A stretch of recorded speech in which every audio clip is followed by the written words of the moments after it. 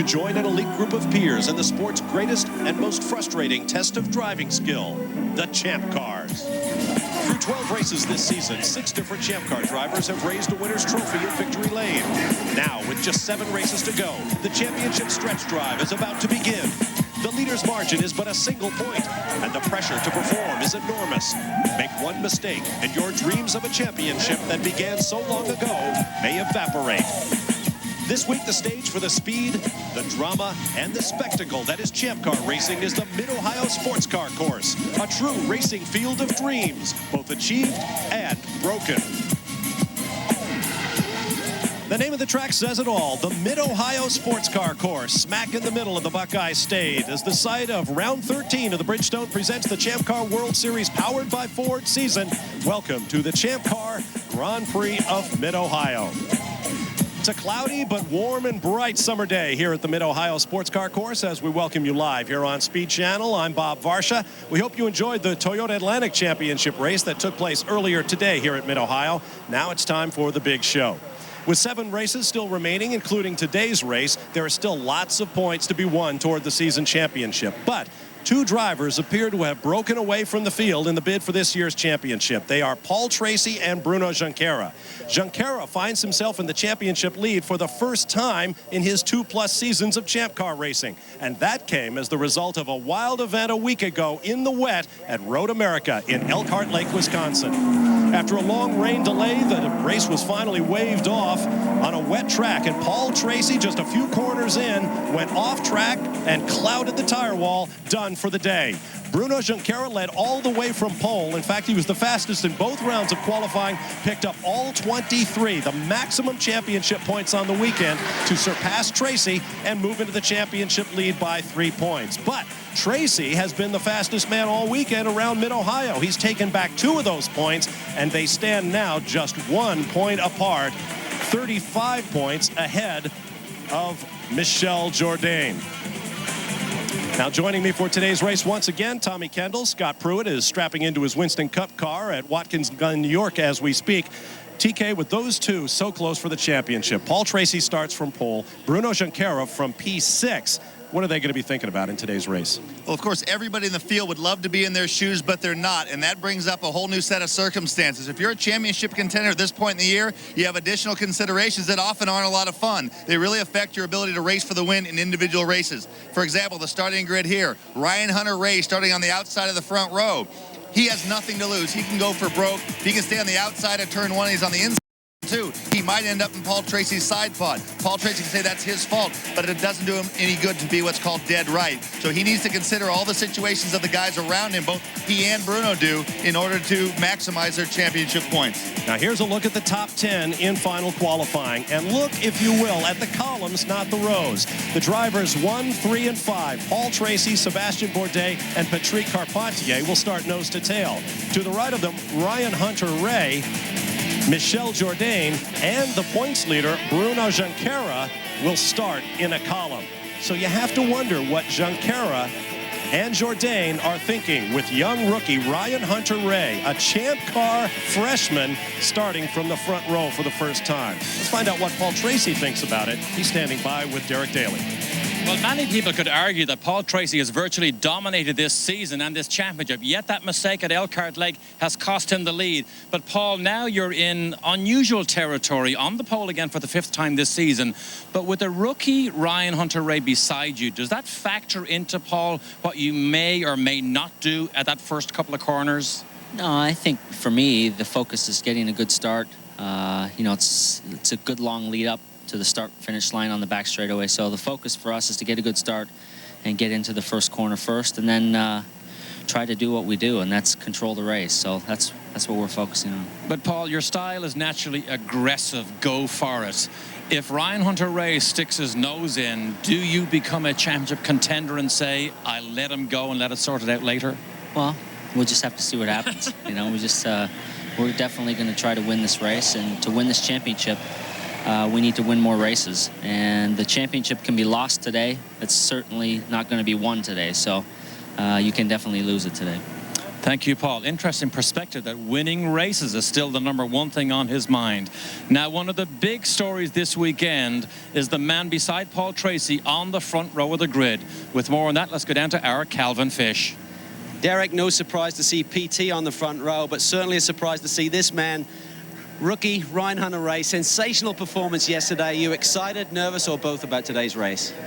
No, I'm excited about it, really. I've been looking forward to this. You know, now I get to see the starting line with no cars in front of me. It's going to be great. So Paul and I are going to have a good time out there, and we're going to run a good, strong race. You know, not do anything fancy, just go by how we go and run consistent, and that'll be the key to it.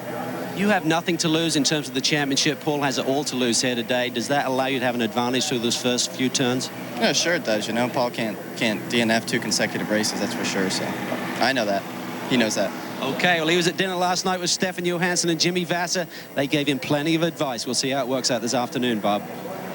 All right, thank you very much, Calvin. Now let's take a look at our 2 championship contenders once again, Bruno Junqueira and Paul Tracy. And look at how their seasons compare. Bruno leads in the championship by 1, but Tracy has more wins, more poles.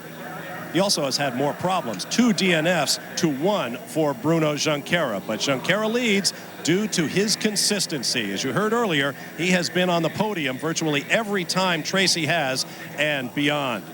Let's meet Bruno Junqueira now with Derek Daly. And indeed, Bruno Junqueira has been a model of consistency, and the great race win at Elkhart has put you to the lead of this championship. But with the situation at the front of the grid being a little bit different, with Ryan Hunter-Reay, the rookie, being there, do you try and talk to Ryan Hunter-Reay? Did you give him suggestions? Did you tell him to do anything you might not do?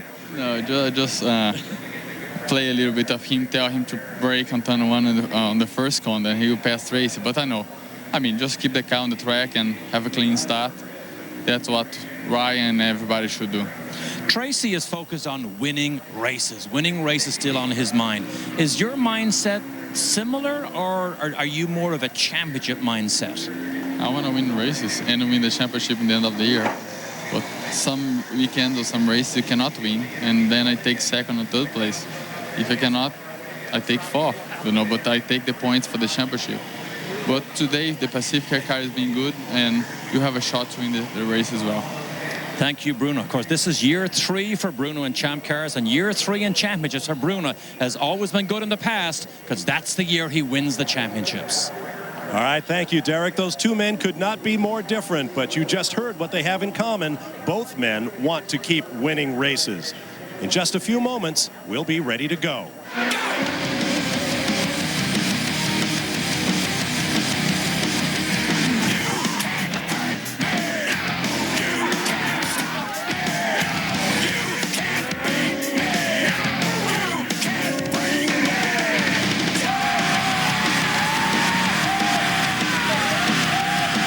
Speed Channel coverage of the Champ Car Grand Prix of Mid-Ohio is being brought to you by Bridgestone Tires, advanced technology that grip on the future, and by Ford. If you haven't looked at Ford lately, look at Champ Car World Series powered by Ford. We've already met the front row for today's race. Now let's meet the man starting P3 with Calvin Fish. Well, it's Sebastian Bourdais. You had a legitimate shot at the pole position yesterday until the red flag, but how aggressive will you be today, Sebastian, with the championship the way it is? I don't know. I think it doesn't change really much about the situation. Being 3rd, 2nd, or 1st, it's you always want to try to win the race, and that's what I'm starting for, and we'll see during the event. When you look at the configuration of the racetrack, though, the first 3 turns, most of the guys try and go through there side by side. I mean, it does create another opportunity for you, even if you don't get it done in the first one. Yeah, but you also want to go through safely. Then, you know, it's a long race. It's 92 laps, and I think it's going to be tough physically, and I don't want to risk everything at the start. All right, Sebastian, good luck. He's looking for win number 4 today, Bob. That he is. Thank you, Calvin. We want to take you back for a memory of Mid-Ohio. Back in 1986, local favorite Bobby Rahal in the red car in 2nd position passed race leader Danny Sullivan to take over the lead in the Champ Car Grand Prix of Mid-Ohio, Rahal's home track. Scariest moment, perhaps ever, Jose Garza of Mexico hit the abutment to the infield bridge. Despite this massive accident, incredibly, Garza suffered only minor injuries. It was late in the race. The crash cleanup caused the race to end under yellow, with local favorite Bobby Rahal the winner. One of 6 victories on the season that took him to his first Champ Car title. In victory lane, he was congratulated by Barb Truman, widow of team owner Jim Truman, who passed away of cancer shortly after winning that year's Indy 500. The chief mechanic, Steve Horn, who sent to the major leagues of auto racing the likes of Cristiano D'Amata as both a mechanic and a team owner. Recognize Tony Kanaan, Andre Ribeiro, perhaps Brian Herta, the list of stars sent on to the highest levels of motorsports by Steve Horn, who was also based as a home track here at Mid-Ohio. Go on and on. He worked with Ray Hall, with Kanaan, with D'Amata, with Helio Castroneves, as well as Brian Herta. Let's meet the newest members of the Mid-Ohio gang, standing by with Derek Daly. And I can tell you, Bob, every young driver, because I was in the same position, always looks for support and help along the way. And Bobby Rahal, of course, very much a home track here for you with the race shop just down the road. But you were a driver that was supported by your mentor, Jim Truman, who, of course, owned this track at one stage. I mean, a good support for your career at a critical time. Extremely critical. I mean, in 1981, I think my career could have ended as easily as it could have gone on, and only because of Jim wanting to go into kart at the end of 81. He said, let's... You know, you do this and I'll do that, and let's go racing. And boy, it was the best offer I had by far. Thank you, Bobby. And of course, the driver that Bobby is developing himself right now is Mexican Michel Jourdain. Michel, it's been a great season. It really has. But I know at the warm-up this morning, you told me you were going to try and have a word with Ryan Hunter-Reay, and then you decided not to. Why?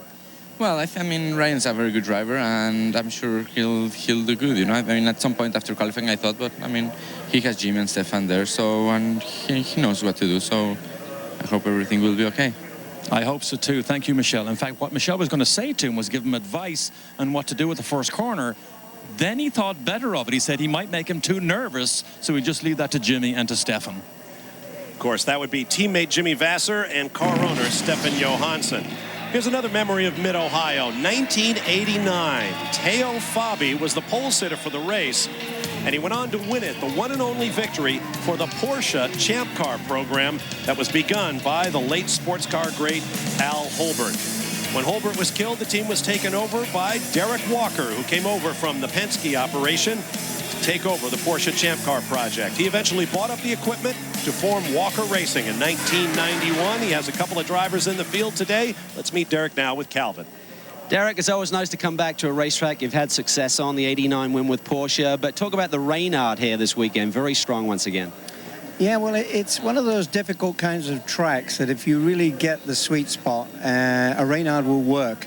And obviously the Johansson team have really figured that out. Both Jimmy and Ryan have really been doing a good job. So, you know, it shows there's hope there if you can really hit that sweet spot. I wish we could hit it a lot more than we do, but hats off to them. They did a great job. Certainly was. Well, the Air China car was actually the fastest car in the first practice session. We're going to try and catch a quick word with Darren Manning here.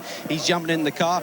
But as the temperatures heated up, Darren and the team really seem to lose the balance a little bit, and we'll try and catch a quick word with him here.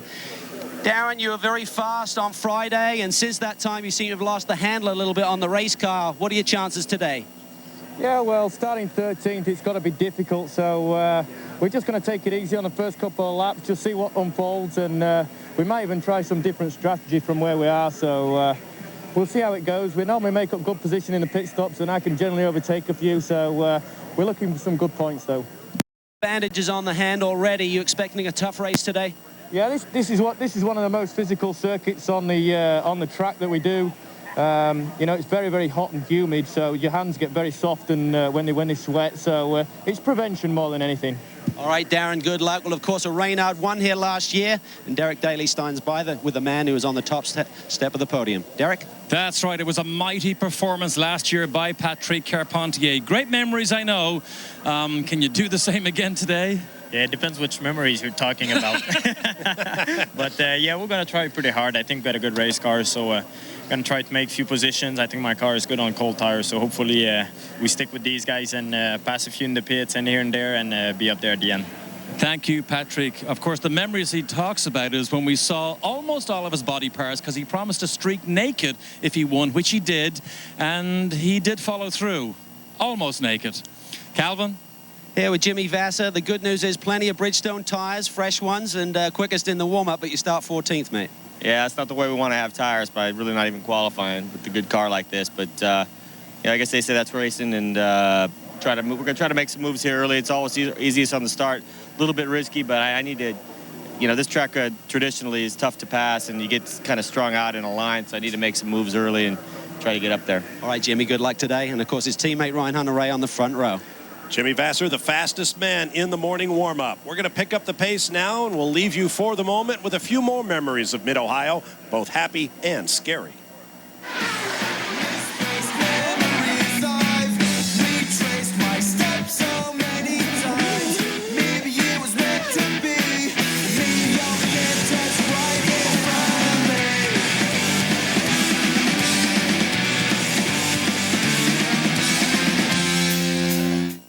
Driver contingent in the Champ Car World Series. Adrian Fernandez, Rodolfo Levine, Mario Dominguez, and Michel Jourdain Jr. met with the president of Mexico, Senor Vicente Fox, at his official residence in Mexico City. Gifts were exchanged, including jackets for the drivers, displaying the words, Yo soy Mexicano, I am Mexican.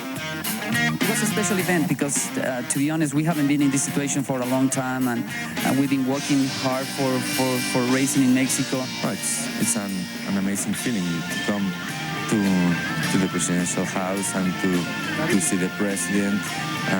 It's not something you do every day. So I'm very proud and very happy to have been here with him and to have been received. So definitely he deserves all my admiration and respect. Welcome back to Mid-Ohio, where the pre-race festivities are continuing. One of the annual festivities here is called a Taste of Kart, wherein the chefs and the big team motorhomes prepare delicacies for fans who pay an admission fee to raise money for the Championship Auto Racing Auxiliary. We'd like to give you a little tour of Taste of Kart, and your guide is Max Pappas. You're Mr. Interviewer today. You're taking over my job. I'm normally the man with the microphone. English, please. English, please. Your English is better than mine, dude. What's the choice of the day? The choice of the day is the lettuce wrap. We are here with Barber Dog Champion, and he's one of those guys that want to take my place, but I think start with one of those. Are you afraid for the Montezuma revenge? What did you have for dinner tonight? Being Irish, I've never been to Taco Bell before, but this is as good a Taco Bell as I've ever had. Good. Is that what you guys give to your driver before qualifying? Hot sauce? Usually through the mouth, yeah. You now working for Speed Channel? No, I am freelance. I still stick with my driving job because it's a lot better. I do that a lot better than. Make more money at that? I would say I don't know about the money, but I would say I'm a lot better driver than a commentator. Okay. Tell us what is a fishtail. Well, that's a long story, Max, but you know, back in England, we got in a bit of trouble. So, Stefan, Swedish team owner, American driver, Chinese food? Thai food, yeah. Thai food, sorry for my ignorance. We're an international series here, you know. He's an international man of mystery. Here we are at Newman House with my favorite part of the dinner, the dessert. And they prepare something really special. I'm not so sure what it is. They say it's a... Pavlova. Pavlova. What is that? Pavlova. It's not Australian.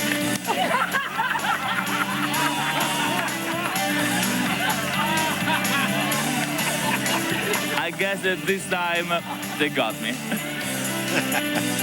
All for a worthy cause. Thanks, Mad Max, and good luck in your PK Racing Lola today.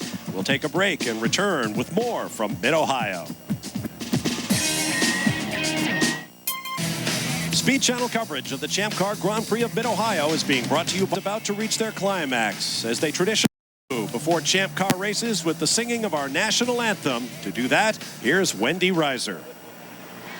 Oh, say, can you see by the dawn's early light what so proudly we hail at the twilight's last gleaming, whose broad stripes and bright stars through the perilous fight o'er the ramparts we watch were so gallantly streaming, and the rocket, the red glare, the bombs bursting in air,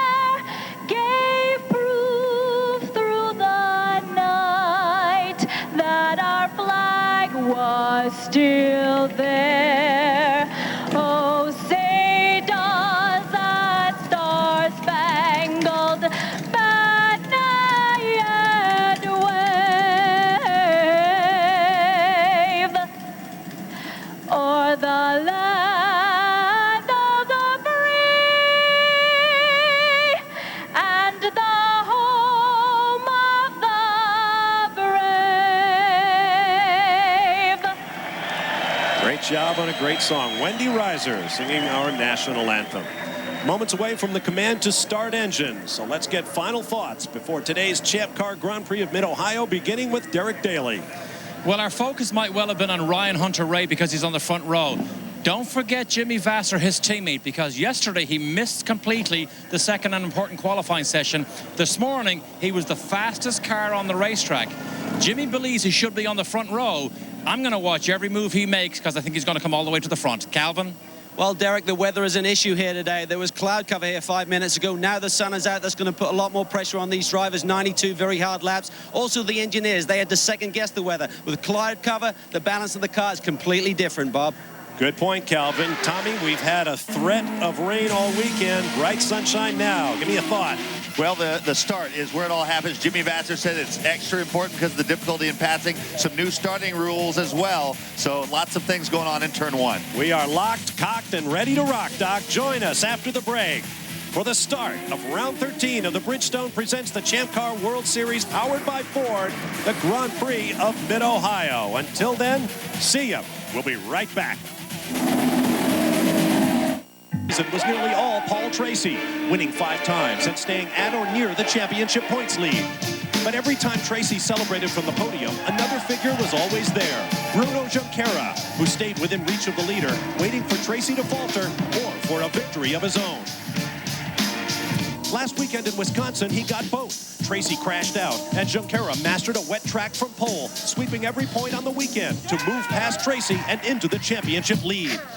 Last year at the Mid-Ohio Sports Car Course, Patrick Carpentier did a little sweeping of his own after Cristiano D'Amata flew off the track in a bid for the lead. The win made Carpentier a title favorite. Making good on his pre-race promise to streak if he won made him a fan favorite. Today, the Champ Cars are back at Mid-Ohio, where every driver would take it all off for a win.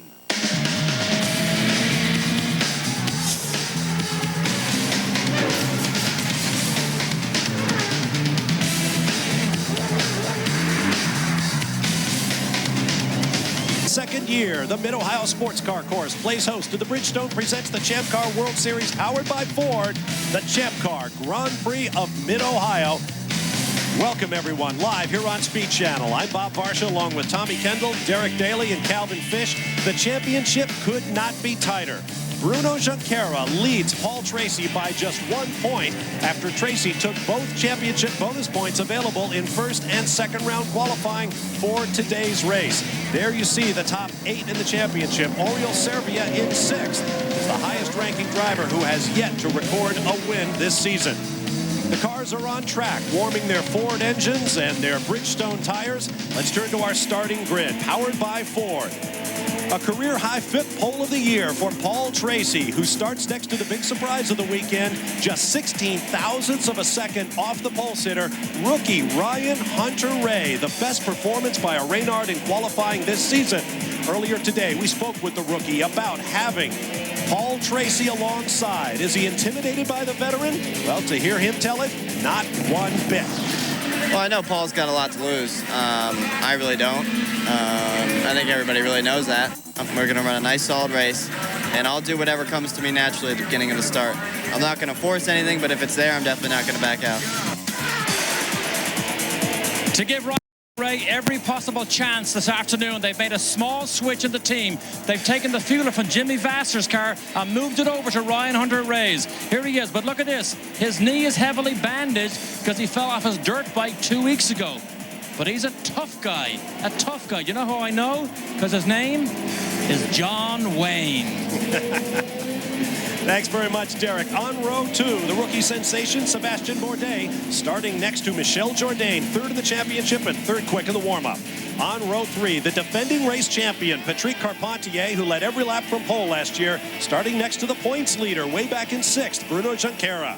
On row 4, Alex Tagliani. will start next to Oriol Servia, the only driver to finish in the top 10 in every race thus far this year. On row 5, he spun off at the end of Saturday qualifying. Mario Dominguez will start next to former Mid-Ohio winner Adrian Fernandez. On row 6, Roberto Moreno of Brazil will start next to the quickest man in Friday's opening session of practice, Tiago Monteiro of Portugal.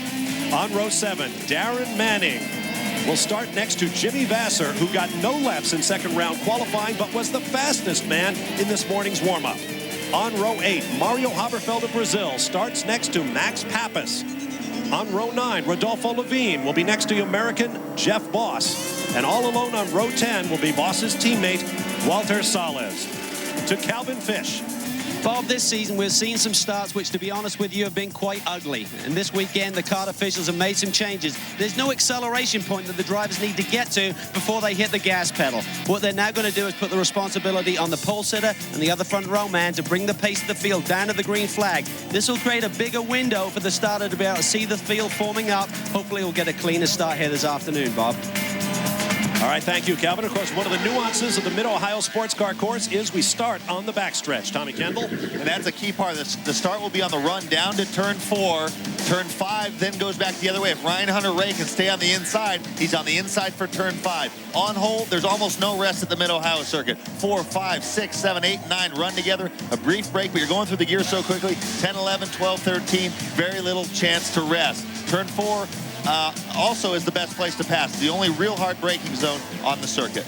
In 21 previous races, Mid-Ohio has been won from pole 9 times. Checking our Bridgestone keys to the race, 92 laps scheduled. Our mandatory pit window is 24 laps. You may go no farther than 24 laps without pitting for 4 fresh tires. It's a warm day, but not as warm as we've seen earlier this weekend, and thankfully the humidity is down. Now the pit window is very narrow. It will open on lap 20 and close 4 laps later, and that's basically the way it'll work for what is anticipated to be a 3-stop race, a 4-lap window from open to close. That will set up some interesting strategies. Onto the backstretch they come. Paul Tracy has led 77 career races over 3,200 laps. Ryan Hunter-Reay has neither. Oh, we got dirt off driver's right as they head for the green flag. And we are green. And Hunter-Reay immediately slots in behind Tracy with Sebastian Bourdais and Michel Jourdain following. Whoa, off and on, Adrian Fernandez. Getting a good jump on the start, Tracy instantly neutralized all that talk about Hunter-Reay being a threat on the inside of turn 5. Couldn't really tell where the green was relative to where Paul took off, but it didn't look any neater to me as far as I was concerned. Unless they got a really early green flag, it doesn't look like they were dead even when they took off. A lot of sliding around on cold tires. Under the flag stand for the first time. That completes lap 1, though they haven't gone all the way around the circuit. And Paul Tracy is rapidly drawing away from Ryan Hunter-Reay. I suspect that's exactly what Michel Jourdain, Sebastian Bourdais, and especially Bruno Junqueira did not want to see. They did not want to see that. Now the question is, can Ryan Hunter-Reay run the pace that does not hold up the guys behind him? He obviously has the speed in the car, and nobody's threatening him at this point. But Tracy really pounded it out here in the opening laps. You saw me in left turn 1, leaving a big black mark, the outside rear tire, trying to build that gap before everybody's up to speed. Battle for 4th here. Sebastian Bourdais in the red and white car being followed by the man you ride with, Patrick Carpentier, the defending race champion. Bourdais struggling a little bit. Ran wide in turn 6, never got all the way down to the apex. Never got clipped it tight there. It was about 6-8 inches off. Little oversteer wiggle from Carpentier. What you don't know is what the cold pressures were. Again, Bourdais runs wide. Tiago Monteiro, flat right rear. He's got a long way to go down through Thunder Valley. Turns 10, 11, and 12 before he reaches the pit. We've got balloons that were released at the green flag hanging below the bridge, and some of them getting in the car's way. And that shows you how much these cars disrupt the airflow. They're causing the air to tumble 10, 15 feet in the air. So when you talk about turbulence coming off the wings, it's hard to see it, but that gave you a little glimpse at it. Montero, the Fittipaldi-Dingman team, hitting on lap 3. So they'll have to recrunch the numbers and decide what they can do with him to try to make up places on pit strategy. He was the fastest man in the opening practice here, and that raised a lot of eyebrows. Going to have to watch the pit exit during the day. The drivers have been told their right side wheels may not cross the yellow painted line that marks the pit exit. Montero's on his way. Here's Derek Daly. Bob, have a look here. This is the result of Montero when he brought it in. This is an autograph left by Mario Haberfeld. Contact. There's race leader Paul Tracy around the keyhole. Tough corner. Here comes Ryan Hunter-Reay. 2.5 seconds behind as they cross start finish. Paul pulled out over a second a lap on the first 2 laps. That last lap, it was only about 3 or 4 tenths over Hunter-Reay. Meanwhile, Hunter-Reay's teammate Jimmy Vasser is on the march. He started 14th. He's up to 11th. You see these concrete patches at the apex of the corners. That'll give the drivers different grip as they cross from the asphalt to the concrete. There is Vasser. Turns 8 and 9. Roberto Moreno on the road in front of him, and Vasser's looking for a way by now. And there is Darren Manning, who has already been passed by Vasser. And there, oh, Jimmy getting a little wide. I think he's just setting up for a better shot onto the straightaway, which he did not get. I can't imagine Jimmy was real happy to have some guys poached off his team. In effect, Steffen's saying we're going to put all our effort behind Ryan. And even though Jimmy is starting in the back, if you're the driver and they're poaching the good guys off your team, you kind of feel like the team's given up on you before you've even started. Well, Vasser was the fastest man in the morning warm-up, and considerably, by several tenths over Paul Tracy. Yeah, Jimmy has been about 2 to 3 tenths quicker than Hunter-Reay in every session this weekend, except the one that really counted. He had the input shaft in the gearbox fail in second round qualifying. The complex of corners they call madness around here. 8 and 9 again. True madness there when we're on board with some of the onboard shots. You'll hear the rear tires of these cars lift off the ground. The engine races for a moment as you pop up over the top of that hill. While Vasser contemplates his next move, we'll take a quick break and return with more live from round 13 of the Bridgestone Presents the Champ Car World Series, powered by Ford.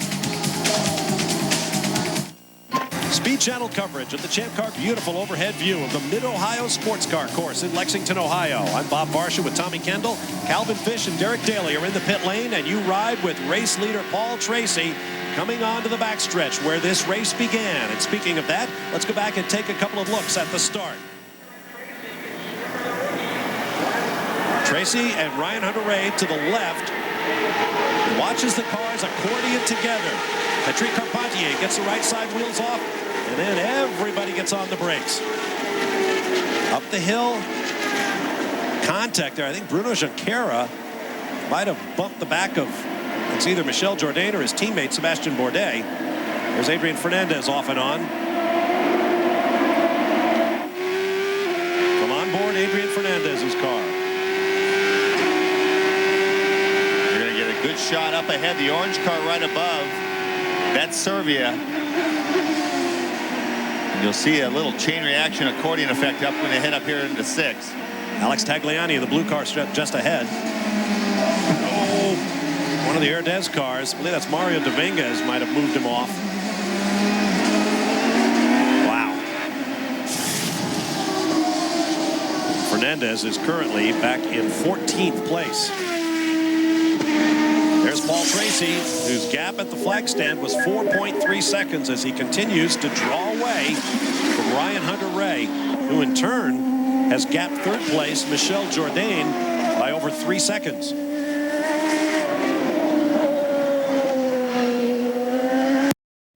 We checked with the Newman Haas team, and they say there was no contact between Bruno Junqueira and anyone. But I don't think he could have slipped a cigarette paper between the cars.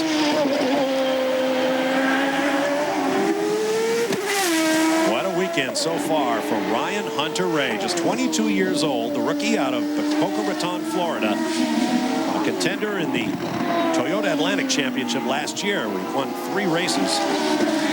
There's Michel Jourdain, third in the championship, coming in and looking to move up because he's more than a full race's worth of points behind the battle between the 2 front runners. We still have balloons in the air under that bridge. Derek Daly. Quick update on Fernandez. He was obviously incensed that his fellow Mexican put him off the road. He got on the radio and screamed to his team. Chris Finch, who's his new engineer this year, because Dave Watson has left his team, but Chris Finch got on the radio and said, relax, enjoy it. It is a long race. We have Roberto Moreno off into the tire wall, and a full course caution has come over Mid-Ohio Sports Car Course. This on lap 10. We're still 10 laps short of the early fuel window. There's Moreno. His teammate Mario Dominguez was the one who edged Adrian Fernandez off the road. Before the race, Dominguez's team told him over the radio, Mario, it's a big boy track. Let's play big boy today. He had been a very pumped up Mario Dominguez that led to that contretemps with his Mexican countryman. Simple Green safety team is on the scene. Couldn't tell how much damage there was to Roberto Moreno's car. We're making track position. Let's keep doing it.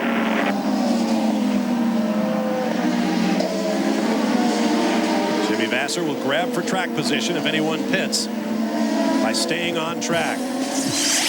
While the yellows are out and no one is pitted, we'll take a break and return live to the Mid-Ohio Sports Car Course in just a moment. Stay with us. Welcome back to Mid-Ohio. Stick with Speed Channel today for great sports car action. The Grand Am Rolex Sports Car Series from Watkins Glen, New York is coming your way today at 5 p.m. Eastern Time. We're under a full course caution, the first of the day here in the Champ Car Grand Prix of Mid-Ohio. Roberto Moreno has brought his Airday's competition team Lola into the pits. It doesn't look like there's much damage, but Calvin Fish is there eyeballing it. Well, they gave it a quick checkover, put fuel and tires on and in the car, and now they're saying that the rear wing must be damaged. They're looking at those side plates there, and I think he must have touched something and tweaked it. And at these speeds, even on this tight road course, they're going to hit 180 miles per hour plus down the back straightaway. They have to get this thing sorted out. You can see the right of the 2 wing struts has failed. Take a look at the replay and see if we can see what he might have hit and how. Watch the top of your screen. He's coming to the screen. He's already sideways, and then the road goes away. Even if the car's straight, the back wants to jump out when you get to the rise, but he was dead sideways before he got to it. And then he just spun around to the inside and caught the tire wall with the rear wing. You can see he broke the rear wing plate as well. So the wing took a pretty good shot. Here you can see a crack in the wing support. Under this yellow, Tiago Montero and Adrian Fernandez pitted. Let's go to Derek Daly. With Stefan Johansson, owner of American Spirit, you had your team set up for a stop for Vasser, then changed your mind. Why? Because Jimmy radioed in and said the car is so good he feels he can make up places on the track. So we didn't have to we were trying to do a strategy to pit him out of sequence and make up places in the pits, by short fueling him when everybody else comes in their window. Thanks, Stefan. Interesting. Jimmy made that call because the car was that good. So as we said at the top of the show, watch Vasser because he's flying right now. And he is driving with that little bit of anger. In our next race in Montreal 2 weeks from now, Jimmy Vasser will have career Champ Car start number 200. But that is a story to be told then. Right now, he wants to make up some places. Paul Tracy is on the race lead. He has led all 11 laps. It'll be 12 next time under the flag stand. If he can lead 34 laps today, Paul Tracy will pass Rick Mears for second on CART's all-time lap leader list behind Michael Andretti.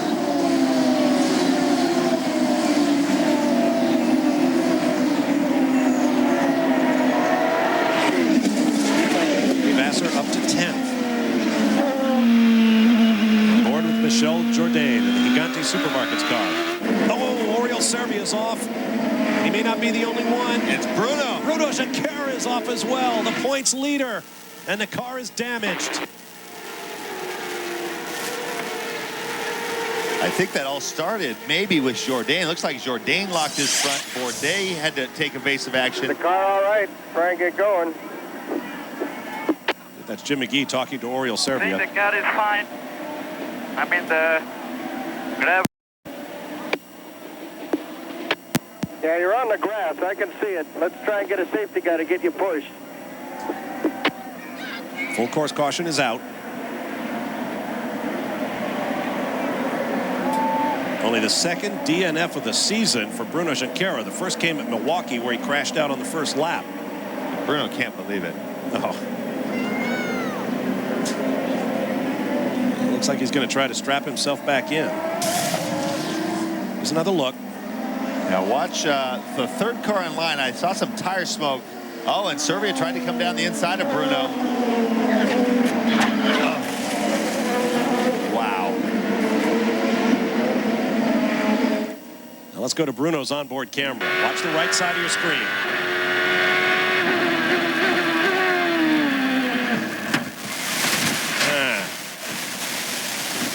Servia never got within view of the camera.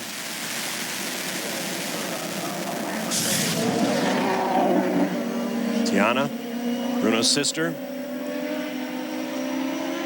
helps organize his. I'll tell you what, Bruno, I mean, he has run this championship perfectly. He made the one mistake at Milwaukee, but he has taken what every race would give him, and without showing any particular speed, was right in the hunt for when things came right. He blew it out at Elkhart Lake and put himself in the points lead. Well, they haul those out. Let's join Calvin Fish.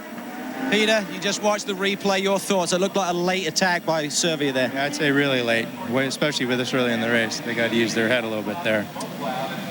What are your thoughts when you got a championship contender? Should that really play into another driver's mind at all at this stage of the season? I mean, everyone's out to win, of course. Any driver just use common sense, right? As I say, especially just 6, 7 laps into the race. That's a pretty stupid move. Okay, well, you hear the words, a lot of frustration and disappointment. This is devastating. Other than Milwaukee, Bruno Junqueira has finished in the top 5 in every race. Looks like Bruno's going to stay with that car. I don't know if he was told he has to or because he has hope against hope. You can see he might actually be able to salvage something. Front wings are damaged. The rear wing is damaged. I mean, he's at least one, probably 2 laps down.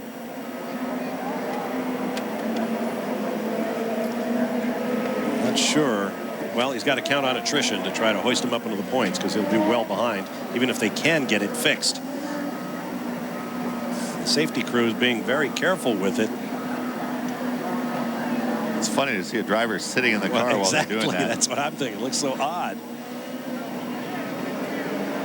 Yeah, the lower wing plate on the right rear is broken. Maybe it's not.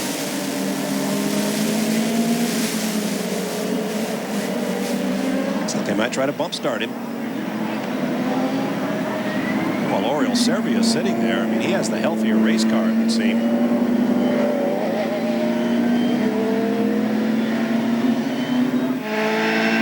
On board with Adrian Fernandez. As I said earlier, he pitted under the first of the 2 full course cautions we've had as they passed the scene of the accident. Let's go to Derek Daly. With Chris Finch here, engineer for Adrian Fernandez. Chris, you now pitted Adrian out of sequence to try and gain what advantage? Well, what we're trying to do is we're trying to extend our windows so when these guys hopefully pit under green, we'll catch that lucky yellow probably around lap 35, 36. I mean, that's what we're gambling right now.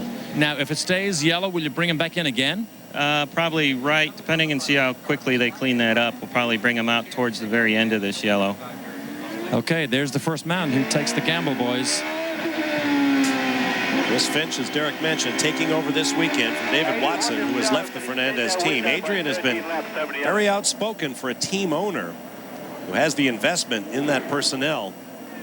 He said he was very disappointed with his team's performance last weekend at Road America, and the change came just before this weekend's race at Mid-Ohio. We'll take a break and return to Central Ohio in a moment. Racing live at Mid-Ohio. Championship leader Bruno Junqueira has made his way back to the pits with the Pacific Air car. First thing they had to do was to tighten the belts back up. He had unclipped those. They're looking at the suspension. They've changed the front wing nose assembly, and I believe once they get him strapped in there again, he could be good to go, but many laps down. 2 laps down as of right now. He's probably regretting that he undid the belts and stood up to gesture at Oriol Servia, who, as you see, has also made the pit lane. Well, they have to refasten. They have to refasten the belts, but other than that, you know, maybe having an eyeball on what the possible damage was, he can give the team a little bit of a heads up. Steering wheel is kind of upside down. Let's take a look at the points in the championship as of this moment. Bruno Junqueira would fall to 20 points behind Paul Tracy. Well, Michel Jourdain would also lose ground. Sebastien Bourdais remains the leader in the Jim Truman Rookie of the Year standings, but Darren Manning, having made the top 8 coming into this race, if the race were to end right now, would move up to 7th. Bruno Junqueira back out, trying to preserve. Let's go back and get points. That 2-lap deficit to the field to Calvin Fish. Well, Oriol Servia has got the Visteon car back here, but I think they're going to call it a day. Yes, they are. They're unclipping the horseshoe around his neck. Steering wheel is off. We understand steering was bent on the front end. He couldn't get full turn on both ways. So another short day for Oriol Servia. He had 7 top 6s in a row, and then 3 weekends in a row. He really hasn't made it much further than the first part of the race, Bob. That is a fact, Calvin. A tough break for the young Spaniard with the proud Patrick team. Bruno continuing to try to catch the back of the grid. Cars just went by our announce position at start-finish. And they have been given the signal, green next time by. So he has 1 whole lap to catch up to the field. And this will raise an interesting circumstance. It'll be 17 laps gone once they get started again. The pit window opens at 20.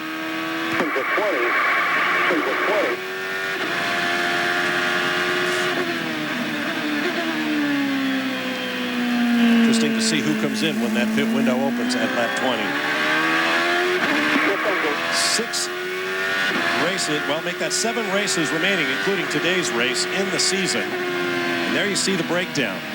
3 street courses, 3 natural terrain road courses, and the big oval, California Speedway at Fontana, California, to wrap up the season. It'll be interesting to see the strengths of the 2 teams. Players Forsyth, for whom Paul Tracy drives, and Newman Haas, who have Bruno Junqueira. How those teams play off one against the other with relative strength. To Calvin Fish.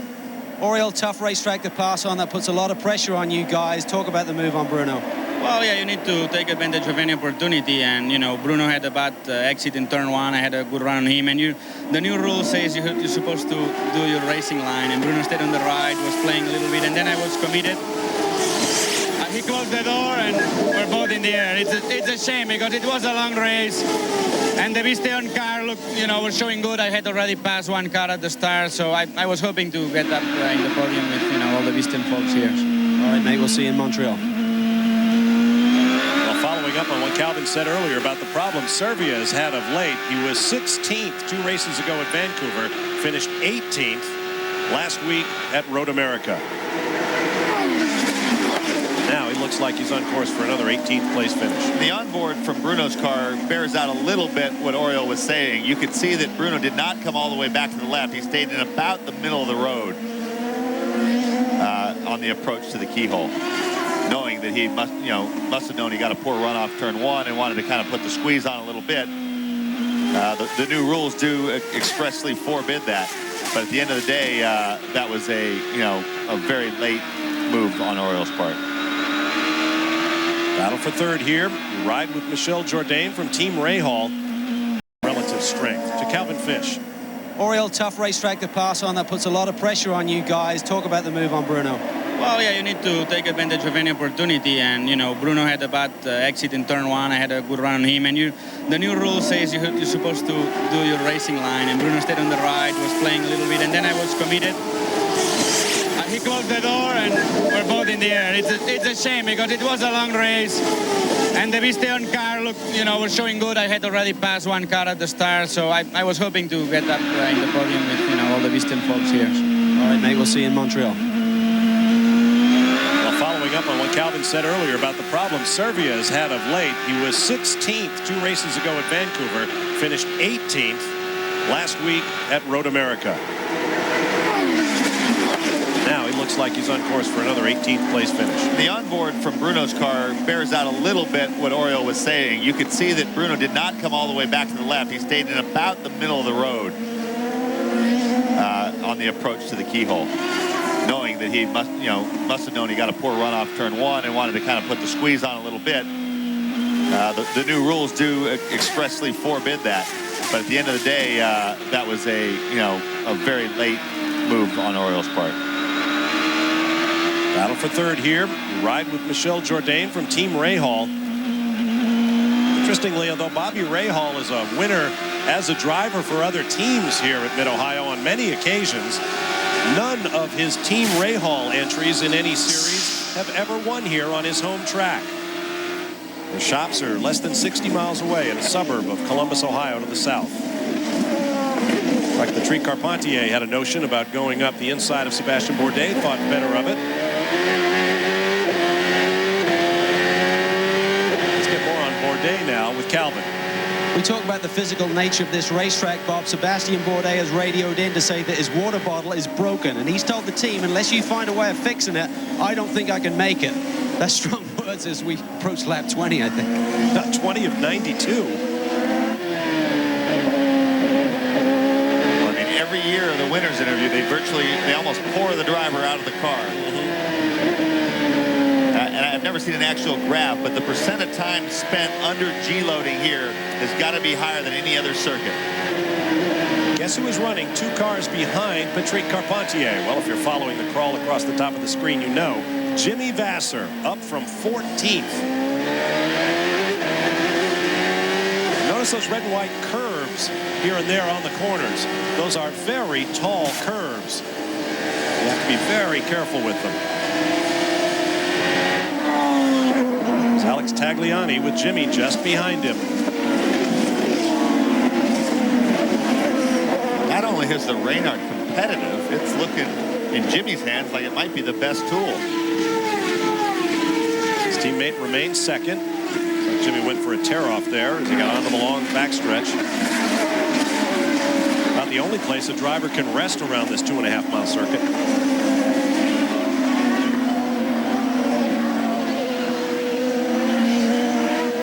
Well, call it 2.25.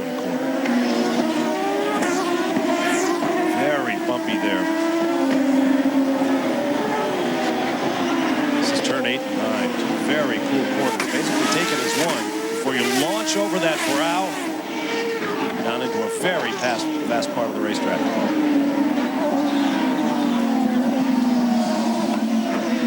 As you can see, bright sunshine, although the clouds appear to be building to the west. The track could come under shade fairly soon. We are on lap 20. The first mandatory pit window is opening. Bruno Junqueira remains in 17th position, 2 laps down.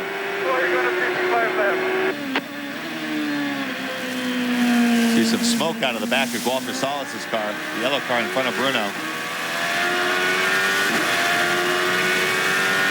I couldn't tell from on those out laps when they were still under yellow and Bruno was trying to catch the pack. He was not charging very aggressively. It was hard to tell, in that situation. You try to feel the car out to see if there's how the balance is, if anything's bent, the front toe or alignment. Everybody. No, not everybody. I think he wanted to know how many cars ahead of him were going to be pitting.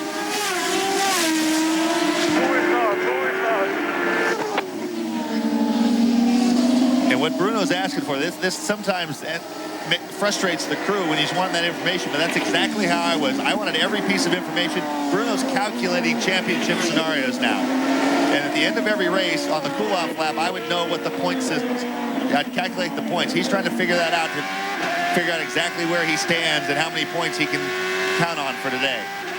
The gap from this man, Ryan Hunter-Reay, up to Paul Tracy is stabilized 4.2 seconds. Hasn't changed much in the last few laps. He's going to want to pull up on Tracy if he can with the pit stop looming. Adrian Fernandez underneath Jeff Boss and the Dale Coyne car, the yellow machine, and takes a spot. That was for position. Fernandez moves up into 11th.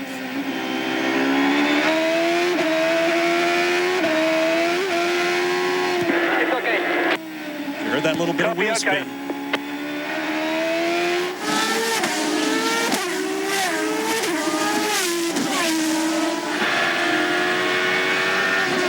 Line Brow here.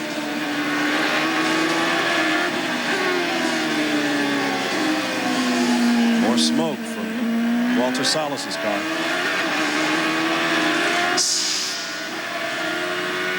Completing lap 22. Bruno Junqueira came up with that big weekend.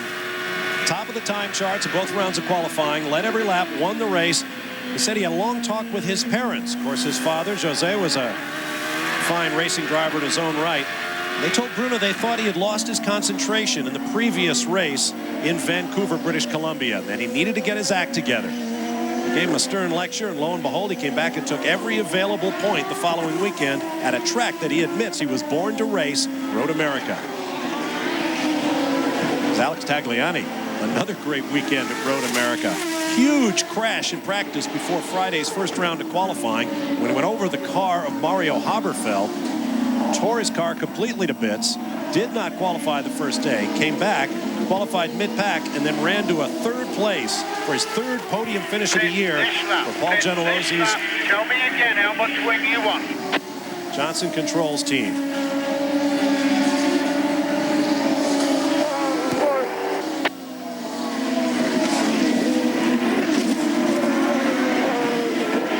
It's hard to tell exactly how fast Jimmy is. Whenever there's a gap, he's able to close it up to the next car immediately. But he spent very little time on a clear track.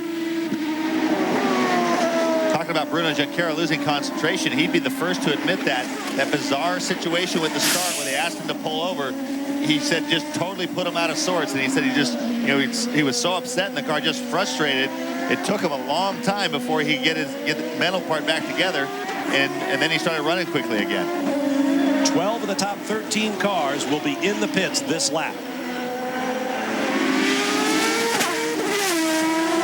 This is very much a I want you to watch your speed in the pit lane. Watch your speed in the pit lane. You've got to come around the tires for Dominguez. We're all set up and ready for you. Look for Steve right under his hand, just like we've done in practice. When you leave, you are going to have to go around Patrick. He will be in his pit. Reset your fuel meter.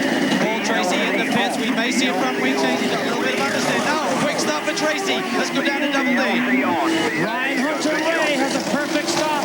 Vassar is to his left. Vassar also has no change on the car. Longer start for Jimmy. There he goes. And Rahal got Michel Jourdain out in front of Ryan Hunter-Reay. Another good stop for the two-time Craftsman Pit Challenge Award winners from Team Rahal.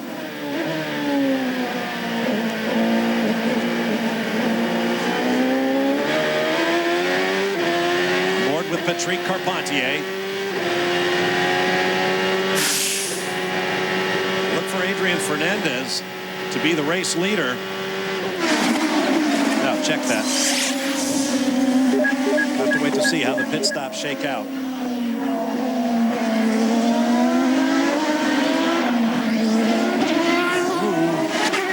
Old tires. Ryan Hunter-Reay got a bit of the curb there too.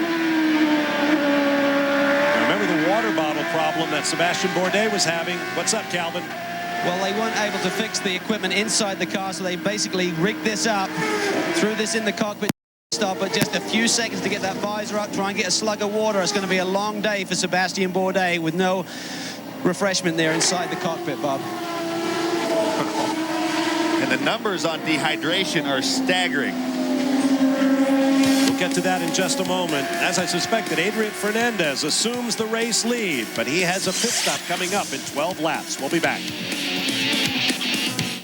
Channel is your home for all the great action of the FIA World Rally Championship. Tonight, check out the Rally Finland beginning at 9 p.m. Eastern Time.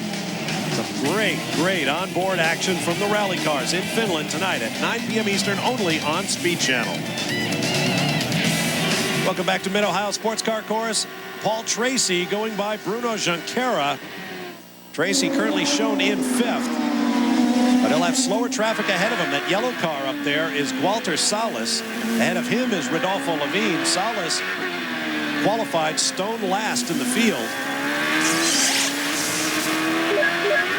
Those cars are on an off-schedule pit strategy.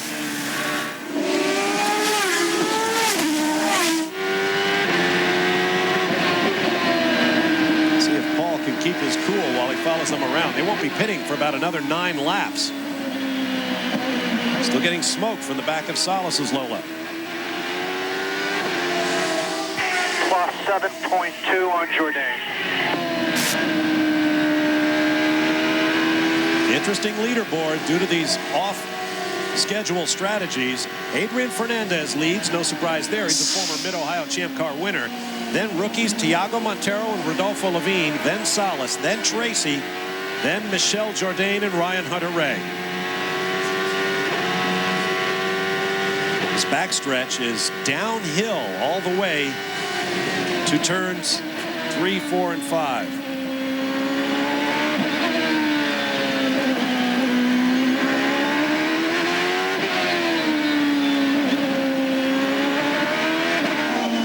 There's Michel Jourdain, who got that great pit stop and picked up a position. Runs behind Paul Tracy in 6th. Derek Daly has more on him. Well, Bob, on a track that is so difficult to make a pass, if you can make it in the pit lane, you are going gangbusters. And again, Ray Hall's team proves they are one of the best in the business. This is Greg Cates who leads this team. He's from Los Angeles, but they did yeoman service for Jourdain in that last stop. Let's take another look at those pit stops. We'll do a real-time replay side by side. The number 9 car of Jourdain and the 31 of Ryan Hunter-Reay. You're racing right there on your left. You got it. Good job. You saw Jourdain going by, and now you see Hunter-Reay appear at the back of Jourdain's car. That's how quickly it happens. Well, let's talk about some other pit stops with Calvin Fish. Well, with these heat and conditions we have here today, Bob, we're starting to see some understeer pick up in some of these race cars. Tagliani had to go with 1.5 tons of front wing, we believe, down at that end of the pit stops. And certainly Mario Dominguez didn't have the cleanest stop down here. The front of the car refused to come up in the air quick enough for the guys to get the front wheels off. So they're going to try and make a slight adjustment next time, bring it in and park it in a different spot in pit lane. They think there may be a dip actually in the road there that caused that delay. Thanks, Calvin. Adrian Fernandez, his first laps led since the race at Portland, Oregon. He won here at Mid-Ohio back in 1998 in a 1-2 finish for Patrick Racing. First, Adrian Fernandez. Second, our own Scott Pruitt. Now here's a look at the pit situation.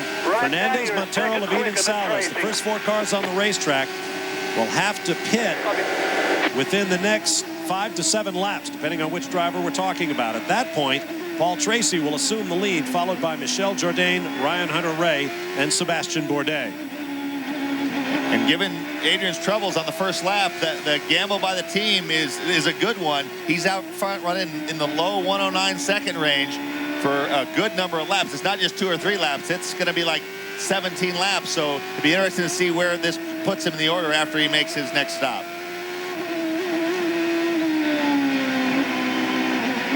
As you ride along with Adrian Fernandez, here's Derek Daly. I'm with the project supervisor for Bridgestone Tires. Joe, people ask, how much does it cost to buy a set of these tires? And I didn't realize, but you can't buy a set of these tires. Why? It's exactly right. We actually lease them to the teams because we want to maintain ownership of them. So at the end of the race, we can get them all back and analyze them and dispose of them properly and make sure that none of this great Bridgestone technology gets into the wrong hands. But has that ever happened? Do you believe that would happen easily? We think it's possible, but as far as we know, it hasn't happened yet. We actually keep track with a barcoding system that's on each and every tire right here. We use a scanning system so we know when these tires go out to a team, when they come back, and actually when they get scrapped as well. If I did want to buy a set, how much would it be? Probably more than you can afford. Thank you, Joe. I'll tell you what, the Bridgestones are exceptional, particularly here this weekend at Mid-Ohio. Calvin? Well, an early bath for Roberto Moreno. What happened over there in the fast left-hander, mate? Well, it's a shame for the head race competition team. We had a great car in the warm-up and looking forward for a very good race. The car started to get a little oversteer, got a bit more and more. And then when it got to the top of that hill there, it just scored them too much. Got too loose on me. I couldn't catch it back, and that was the end of it. I know Chris Gorn was banging on the car, working to an understeer. Did that really affect the decision with the setup? Maybe he had too much stick in the front? He's done a great job for me, and the car was quite good this morning. Must be the temperature that changed, and I got a little oversteer, and it just caught me by surprise on the top of that hill. Okay, mate, we'll see you in Montreal. Tough break for Roberto Moreno. We'll take a quick break and return with more live Speed Channel coverage of the Champ Car Grand Prix of Mid-Ohio. More pit stops coming up shortly for the race leaders. Racing heroes. Last year on the Hill Notre Dame, native son Patrick Carpentier saw his chance of a home win evaporate. That is Patrick Carpentier going slowly in the player's car. There you see Patrick Carpentier out of the race and very emotional.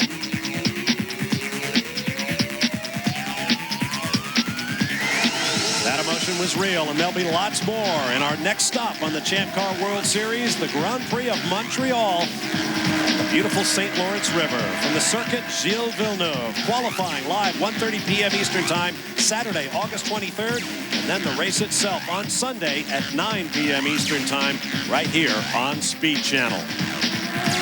Along with Tommy Kendall, I'm Bob Varsha in the booth. Down in the pit lane, Calvin Fish, and right now, Derek Daly. With one of the most important members of Ryan Hunter-Reay's crew chief, because this young lady, who is from Toronto, Canada, just did her probably most pressure-packed pit stop ever, right, Tess? Yeah, for sure. It was by far the worst so far.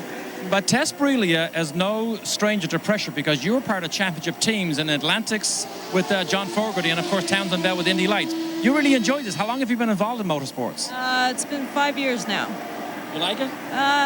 I wouldn't be here, would I? Exactly. In fact, she is the mechanic on the left front of Ryan Hunter-Reay's car. Ryan Hunter-Reay was so impressed by Tess's ability, when he came to Champ Car, he asked Tess, would she come along to the team that he would drive for? And of course, she's here, so she obviously said yes. And she was working for another team at the time. Thanks, Derek. Here's a look at the results of today's Toyota Atlantic race, which we hope you saw here on Speed Channel. Michael Valiente had a first lap crash with runaway points leader A.J. Allmendinger. Valiente came out just fine. Allmendinger came out in the tire wall steaming. Valiente won over Ryan Dial and Aaron Justice to close up that championship to 20 points with 3 races remaining in the season. Another step down the driver development ladder, the Barber Dodge Pro Series also raced this weekend. Leonardo Maya already clinched the championship 2 races ago in Vancouver. But on a rainy afternoon, he mastered Mid-Ohio and won over Dan DeLeo and Antoine Bissett. And as impressed as Ryan was with Tess, I'm as impressed with Ryan Hunter-Reay. He is making some time on Jourdain, pulled him back in, and from the in-car, Hunter-Reay is just magic into the keyhole, under braking and entering the keyhole. Remember, Ryan, Jankira is not for position, but now we're approaching the front straightaway and then turn 1. After turn 1, watch how Hunter-Reay gathers up time under braking and entering the keyhole. This part of the track coming up here. Long straight. Great view. Look from at those that. Fans campers. Some accordion effect is from the cars slowing down, but he is more than making up for it. If you watch the cars, they brake for such a short distance, and the road falls away. Right where Bruno and Oriol made contact, the road's going away. So if you get it too deep, you've got no place to go but straight into the gravel trap. So he's pushing the edge right there. A lot of guys will pick a spot, especially in race conditions. They'll just back off a half a click to be safe. And now Jourdain's in traffic as well. That's Bruno in front of him, who's stuck behind Salas. Race leader is in. Adrian Fernandez will be followed. It's going to be about 7 seconds of fuel. Derek Daly. There are no changes for Adrian Fernandez. Obviously, the gamble to hope for a yellow did not pay off yet, but it could still pay off, even though he's out of sequence, as long as he doesn't lose too much track position. And there goes Paul Tracy to take over the race lead. Let's see where Adrian Fernandez comes out. I think he's going to like where he comes out. I think he is. This is going to turn out pretty well. Well, there goes. speed. He'll lose another couple of positions. But that's only second and third going by right now. So he's out right in front of Ryan Hunter-Reay, I believe. Just behind Hunter-Reay. Salas has pitted. That's Bourdais right behind Adrian. I would expect Bourdais and Carpentier to get by him under braking here at the end of the straightaway. Well, that puts him in sixth. Oh, Carpentier. Fernandez giving everyone lots of room. Now he has two more chances to do the same thing on the next stop. Well, look how the grip goes away. When I say do the same thing, meaning run out front on a clean track to make some time. Wow. If he can keep it on the road till then. What a difference cold tires make. But it's so important to not lose any more spots. Once his tires are up to temp, he might be able to gather some of this distance back in. But if another car gets by him, that'll freeze him there until all these guys peel off on lap 48. Cloud cover over the racetrack now. That'll bring the track temperature down a few degrees. Probably make it that much more difficult to get these Bridgestones up to temperature quickly.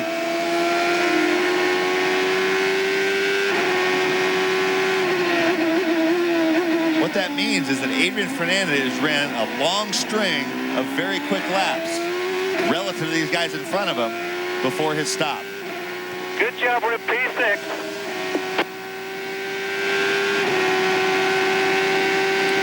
Might end up thanking Mario Dominguez after this race, as well as his new. There goes Alex Tagliani. Here comes Vassar. And these are for position. Again, credit to Fernandez.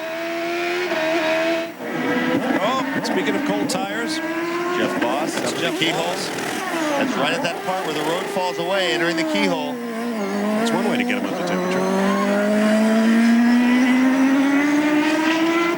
Great viewing spot of many around the Mid-Ohio Sports Car Course. On, look for Timmy, hit your marks. Bruno Shakira is in.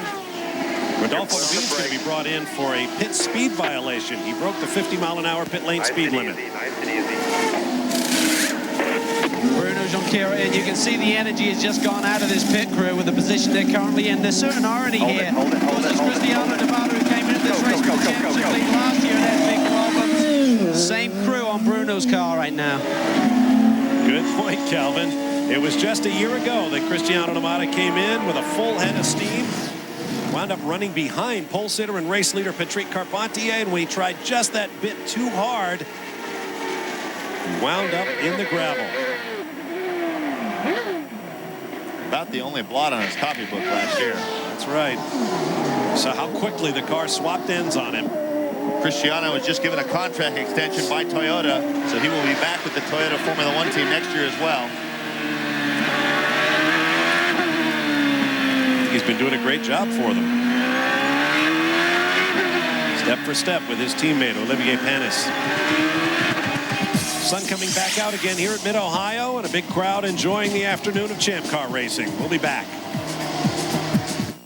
Pole for the Mid-Ohio Champ Car race, leading fellow front row starter Teo Fabi. Current car chief steward Chris Neifel was in the race. Take a look at the Champ cars back at 83. He started 8th. Ray Hall led the first 18 laps till he began suffering fuel pickup problems. Here, Teo Fabi avoids a crash involving brothers Rick and Roger Mears. How embarrassing. In the end, Fabi went on to win. There he is on the podium with the Forsyth brothers, who owned his team. Jerry Forsyth, who still owns the Players Forsyth team, and his brother John. Second of 4 wins the team had that year. Teo would go on to Rookie of the Year honors. There are the current drivers for Jerry Forsyth. This is Paul Tracy, the race leader. His teammate, Patrick Carpentier, runs 4th behind Tracy, Michel Jourdain, and Ryan Hunter-Reay. He continues to have a great race, having started on the outside of the front row. Calvin Fish. Down here in pit lane with Jerry Forsyth. So 20 years ago when Teo had that win, you still remember that? Must have been a sweet day for you. Absolutely. We were talking about that a little earlier. That was our first serious year of racing in kart, and it was very memorable. Talk about the ebbs and flows of a championship. Last week, Paul Tracy had a big weekend in terms of scoring no points. Bruno takes the lead, and then Bruno hits Probst today. You've been in this business a long time. This championship's a long one. That's how the racing luck goes. You win some, you lose some. Okay, well, they're looking for another win today, and that'll be Paul's 6th, Bob. That's right. His best season ever in the Champ Cars. Although it's been rough for Paul here, he's been knocking on the door. In 10 starts, he's had 6 top 5 finishes, 4 of them runner-up finishes. He's also had 4 DNFs and no wins here. I remember one year he had absolutely checked out on the field when he was driving for Roger Penske and tangled with a back marker, and that was one of those big incidents. Another one at Phoenix where he was 2 laps up on the field. I think he tangled with Scott Pruitt, and those were the types of incidents that led to the reputation. 10.1 the gap from Tracy to Michel Jourdain. Look at the interval. Here comes the Gigante driver for Team Rahal, followed closely by Brian Hunter-Reay. Those were the episodes that led to the reputation that Paul Tracy would win or crash, but that he couldn't win a championship. Well, those have dogged him, at least from the championship perspective, for his whole career. And then the last couple of years, especially this year, getting out of the gate early like he did, it really seemed to settle him down. Tony Sekeli also a calming influence on him. He's 33 years old now, 34 years old, at the peak of his game, but finally starting to show the ability to weigh the risk and the reward with an eye towards the full season a little bit more accurately. And lead a team, inspire the group around him, raise everyone's game like the great athletes always do. This is Alex Tagliani and Jimmy Vasser, 6th and 7th.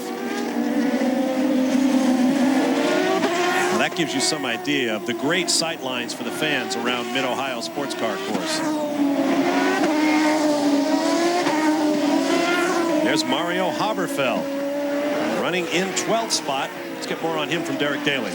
Well, in fact, he's in a fight on the racetrack with Max Pappas. Bit of a family feud. Family because they both have actually shared a house here in Mid-Ohio this weekend. Now they're in a battle out there. But Max Pappas last week had a great result. His owner, Kevin Kalkoven, was not actually here. He was in England because his stepdad was having surgery. Well, Kevin Kalkoven, you can see him up here. They called him at 1 o'clock in the morning in England, said, "We finished 4th." He said, "What?" That was such a surprise because of the struggles of late. Kevin was not supposed to be here this weekend, so he said to them, "Find me an airport near Mid-Ohio, which is Mansfield, because I'm going to fly my private jet in 2 days early. I want to see the next race." And there is Kevin Kalkoven in his first year in the series and already a player. Often involved in high-level conferences about the future of Champ Car racing.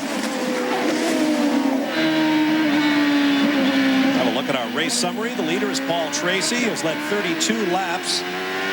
2 more laps, and he will move past Rick Mears into 2nd place on Card's all-time laps led list. We've had 2 lead changes and 2 full course cautions.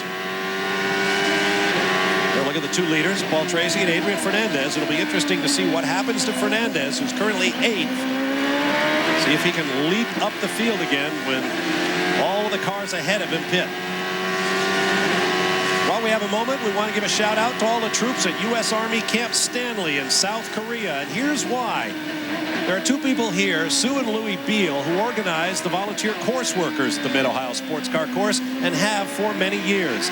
They have a son, Sergeant Jody Beal, who is at Camp Stanley. We thank all you guys and gals for looking in at 3 a.m. local time in South Korea. Now here's the kicker.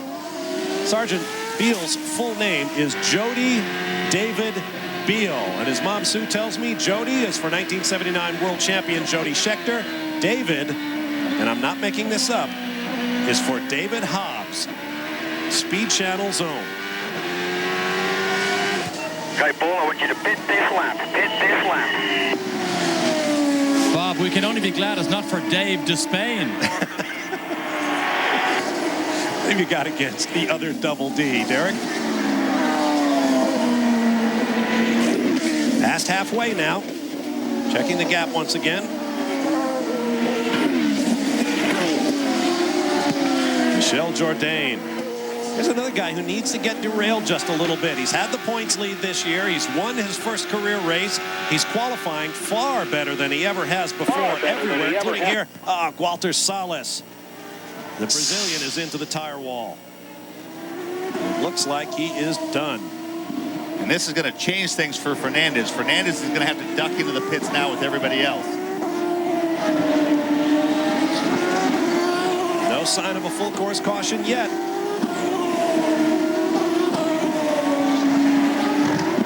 They're going to leave him there, cover it with all the yellow. Paul, I want you to watch your speed in the pit lane. Watch your speed in the pit lane. You've got to come around pretty much everybody. I want you to be wary of traffic as you come out, because other people are still going to be coming in right under Steve's hands, just like we practiced. Looking good. Looking good. Reset your fuel meter. Reset the fuel meter. PLC until you're going. There's a wheel loose down here. The left front got loose there. They're trying to grab with some of the equipment. We expect no changes. Waiting for Prix to come in and release Paul Tracy. Good clean stop, but it nearly went awry with that front wheel. Derek. Jourdain just lost about 2 seconds because he had to wait for Fernandez to come in. So Ryan Hunter-Reay has repassed Jourdain. Wow. Watch these guys go at it when they let the speed limit off. Still no yellow out. Well, actually, that front wheel fell well for Paul Tracy. I thought it was going to roll on out into the pit lane. Instead, it fell over, and you saw the guy trying to pull it over to the pit wall with a lollipop. You have a limited number of crewmen allowed over the wall. Carpentier, you must be short-filled. Short fill for Carpentier? That's what Team Johansson is speculating. Watch the steering input. And Adrian Fernandez did come in. He was, if it went full course yellow, he had to come in with everybody else. If it stays green, he just gave up all the potential advantage. But exactly. If it did go yellow and he didn't stop, he would have been hosed. Well, I think I might have stayed out, but then again, this is Carpentier's stop. Waiting on fuel.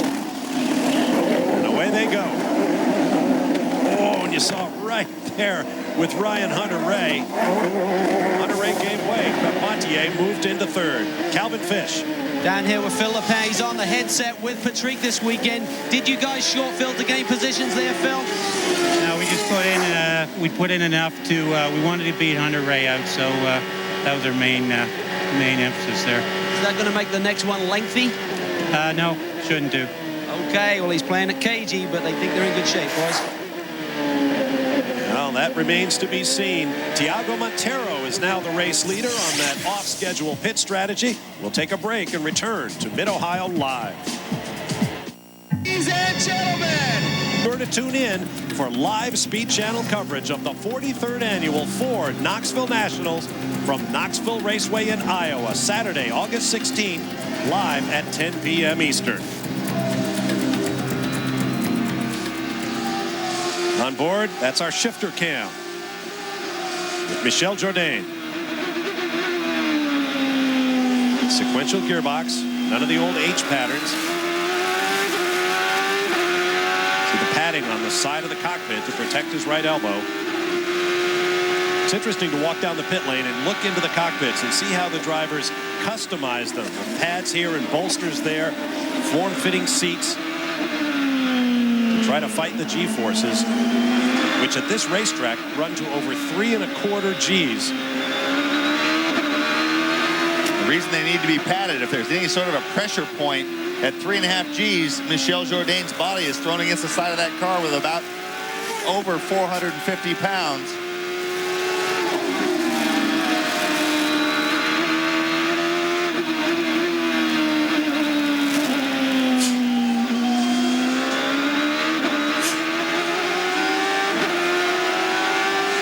Turn one, very fast.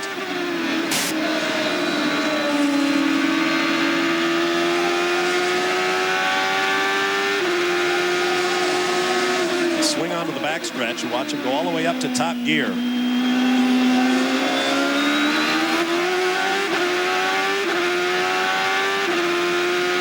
Quick shifts.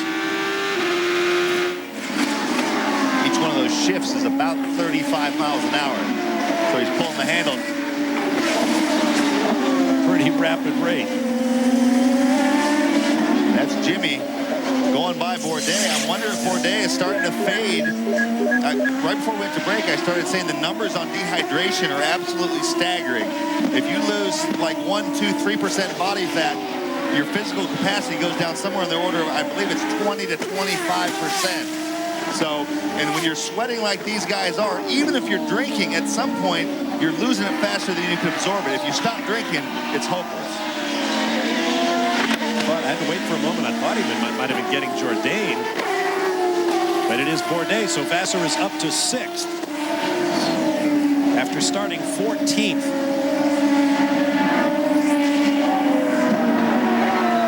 There is Jourdain just ahead. Ooh, lights up the right front. A little hot going into the keyhole. Derek Daly is with his team owner. Bobby Rahal. Bobby, they say track position is everything in Mid-Ohio, and pit position can be everything. We saw what happened when he lost that position to Ryan Hunter-Reay. Yeah, I don't know why Fernandez pitted since he just pitted, and him coming in really screwed us. You know. So what? Yeah, you want to be in the right end of the pit.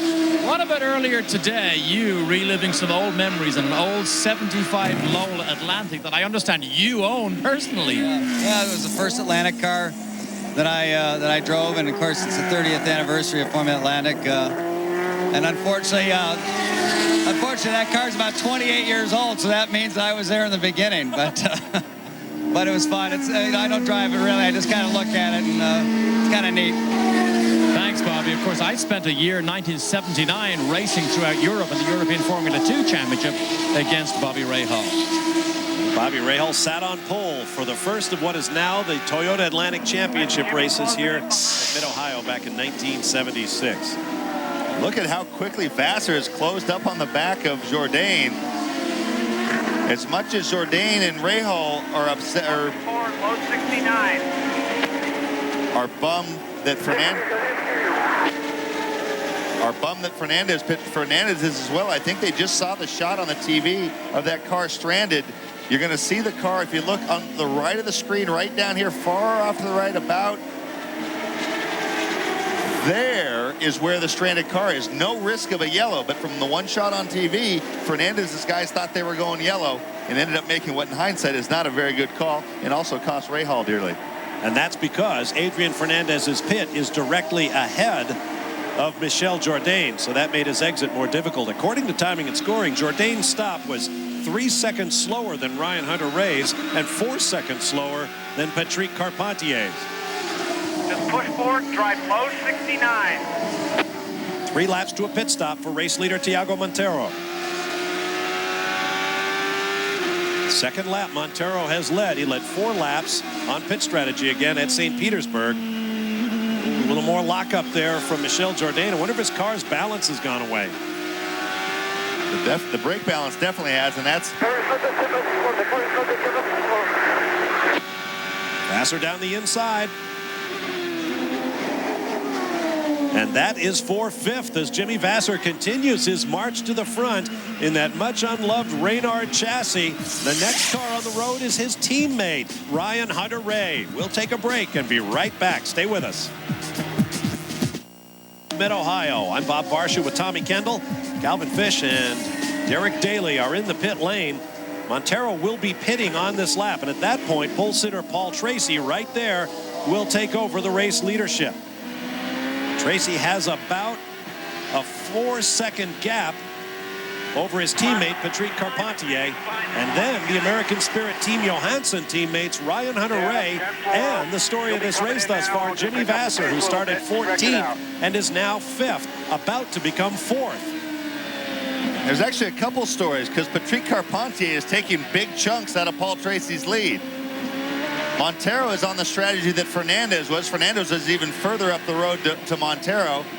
And then when they thought that the track was going yellow, it pulled him in. But Montero, it's going to be interesting to see where he shakes out after this stop. He's going to have another stint at the front right at the end of the race as well. So Carpentier ran an 8.9 on the last lap to Paul Tracy's 9.8. Took almost a full second out of his lead. There goes the race leader toward the Fittipaldi-Dingman pits where Derek Daly is. The car has gone too loose. They're going to take A wing adjustment at the front. Notice every crew member's helmet, just like Emerson Fittipaldi's. This is his team, the Fittipaldi-Dingman team. There's the front wing adjustment.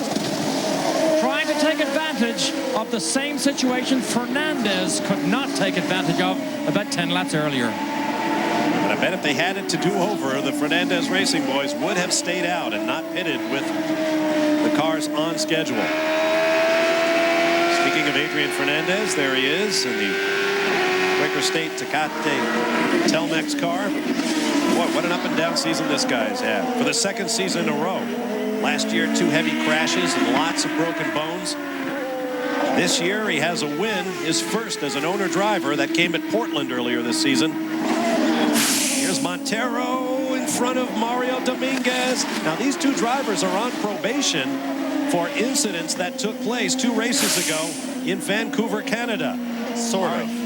They're only on probation yes, when they're in the same situation, which is the funniest thing I've ever heard. Meaning being a lap down. When they're a lap down again, they're on probation and their actions will be scrutinized. Because both men got into other cars. Tiago Montero knocked Alex Tagliani out of the race, and the same for Mario Dominguez over Patrick Carpentier to Calvin Fish. Here with Neil Nickelwright, we're seeing Jimmy and Patrick running laps in the 8s, and they're taking chunks out of Paul's lead. Any concerns? We were stuck behind Montero, who, because he's out of sequence on the pit stops, was leading the race. So we were losing, around about 0.8 of a second per lap with that. Montero's pitted now, so we'll see whether or not we've got the tyres to pull out a lead before the last pit stop. I understand you had a little bit of understeer earlier in the race. Is that still there? Yeah, pretty much, but it's not enough that it's worth doing any adjustment to. All right, Neil, good luck. Thanks.